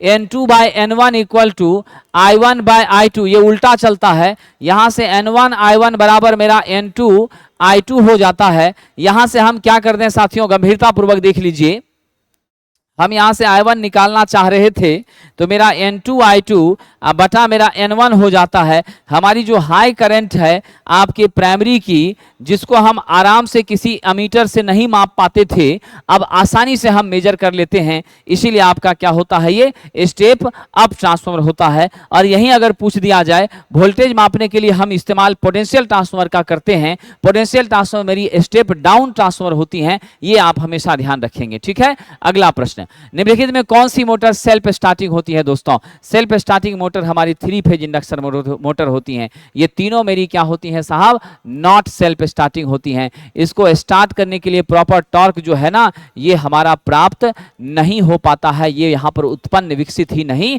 हो पाता है, ये ध्यान रखिएगा। तो 3 फेज मोटर हमारी सेल्फ स्टार्टिंग होती हैं। और यहाँ जो चुंबकीय फ्लक्स होता है वो हमारे स्टेटर में आपका NS सिंक्रोनस स्पीड पर रोटेट करने का काम करता है, ये सदैव आप याद रखेंगे साथियों। ठीक है, आइए हम लोग अगला प्रश्न देखते हैं। एसी उत्पादन करने के लिए इलेक्ट्रॉनिक इन्वर्टर डैश पर आधारित होता है। दोस्तों, मेरा जो इलेक्ट्रॉनिक इन्वर्टर है आप ध्यान रखेंगे, या रोटेटिंग मैग्नेटिक फील्ड का स्ट्रक्चर को क्या करेगा, ये तो आप देख ही लिए थे, लेकिन ये इलेक्ट्रॉनिक इन्वर्टर है ना, तो ऑसिलेटर सर्किट पर आधारित होता है। ऑसिलेटर सर्किट, समझ गए कि नहीं बात को? ऑसिलेटर सर्किट, क्योंकि ऑसिलेटर क्या काम करेगा? ऑसिलेटर का मुख्य काम है साथियों क्या करना? डिजायर्ड फ्रीक्वेंसी पर, याद रखिएगा, डिजायर्ड फ्रीक्वेंसी पर एसी प्रदान करना, एसी कन्वर्ट करना। यानी आप जिस आवृत्ति पर एसी चाहते हैं, मनचाही आवृत्ति पर एसी का उत्पादन करने का काम ये करता है। तो ऑसिलेटर का जो फिनोमिना है उसी पर बेस्ड होता है। इसको इनपुट में डीसी देते हैं, आउटपुट में हमको एसी देने का काम करता है हमारा ये इन्वर्टर साथियों। ठीक है, आइए जरा आगे बढ़ते हैं। हमारा आखिरी प्रश्न है और फिर हम लोग मिलेंगे अगले सैटरडे को सेम इसी समय 5 PM के आसपास। हम अगले सैटरडे को भी आपसे मिलेंगे 75 क्वेश्चन के टेस्ट के साथ। और आप याद रखिएगा हमारे इस 75 क्वेश्चन का टेस्ट जो है साथियों ऑनलाइन प्लेटफॉर्म बाय नवीन कुमार सिंह ऐप पर उपलब्ध है, जो कि 10 टेस्ट होगा। और यही टेस्ट आपका ऑफलाइन में भिकना पहाड़ी सैदपुर मोड़ प्लेटफॉर्म बाय नवीन कुमार सिंह, और हमारा दूसरा सेंटर किसान कोल्ड स्टोरेज में प्लेटफॉर्म बाय नवीन कुमार सिंह, दोनों जगह उपलब्ध है। दोपहर के 2 से 3 PM के बीच में यह टेस्ट होती हैं। CBT 1 की टेस्ट जो असिस्टेंट लोको पायलट के लिए निर्धारित है, वह टेस्ट आपकी 1 से 2 PM के बीच होती हैं एवरी सैटरडे साथियों, ये ध्यान रखिएगा। और CBT 2 का टेस्ट जो है वो नेक्स्ट संडे को यानी कल के दिन आयोजित होता है। उसका भी टाइमिंग मुझे लगता है 2 से 3 के आसपास ही है। चलिए अगला प्रश्न हम देख लेते हैं। निम्नलिखित में कौन सी पृथ्वी के प्रतिरोध को कम करने की विधि है? साहब, अर्थ के रेजिस्टेंस को यदि कम करना है, ये मेरा पहला कर्तव्य होता है। जितनी कम अर्थ की रेजिस्टेंस होगी उतनी तेजी से धड़ल्ले से हमारी करंट क्या होगी साहब? लीकेज करंट पृथ्वी के अंदर समाहित होगी। हम हमेशा चाहते हैं अर्थ का रेजिस्टेंस मिनिमम हो, और इस उद्देश्य से हम नमक, चारकोल, पानी उसमें डाला करते हैं। यानी पहले चारकोल तो ऊपर से डालना पॉसिबल नहीं है, नमक डालना पॉसिबल नहीं है, तो नमक हम लोग कंस्ट्रक्शन के दौरान डाल देते हैं, और बाद में हम लोग हर सप्ताह फनेल के माध्यम से, कीप के माध्यम से हम होल का सेक्शन अरेंज करते हैं, और वहां से हम पानी वगैरह क्या करते हैं? डालते रहते हैं। ये ध्यान रखिएगा। तो क्या करना है साहब? पानी डालना है। सीरीज में बढ़ाने से रेजिस्टेंस बढ़ता है, उपयुक्त नहीं है। प्लेट का एरिया बढ़ाने से मेरी रेजिस्टेंस घट जाती है, ये बात थोड़ी ठीक लगती है। लेकिन साहब इलेक्ट्रोड की गहराई कम करना ये भी उचित नहीं है, समझ गए? ये ध्यान रखिएगा। चलिए, प्लेट का एरिया को अगर घटाते हैं, यहाँ कह रहा है घटाना, तो प्लेट का एरिया घटाइएगा तो रेजिस्टेंस बढ़ जाएगा, फिर भी उपयुक्त नहीं है। तो सबसे सही क्या हो गया? पानी डाल करके हम क्या करते हैं? रेजिस्टेंस को साथियों घटाते हैं, और रेजिस्टेंस घटती है तो मेरी करंट का कंडक्शन प्रॉपर होता है और हम सेफ रहते हैं। इसका मुख्य उद्देश्य अर्थिंग का होता है, मनुष्य की सुरक्षा, लीकेज करंट से सुरक्षा, विद्युत झटके से सुरक्षा, साथ ही साथ उपकरणों की भी सुरक्षा, इसका मुख्य उद्देश्य होता है। तो साथियों अब आपसे विदा लेता हूं। आप लोग जीतो और मेहनत करिए, आई हुई वैकेंसी का स्वागत करिए, और निश्चित रूप से फॉर्म भरिए, आगे बढ़िए, सफल होकर के अपने परिवार का नाम रोशन कीजिए। बहुत बहुत धन्यवाद साथियों।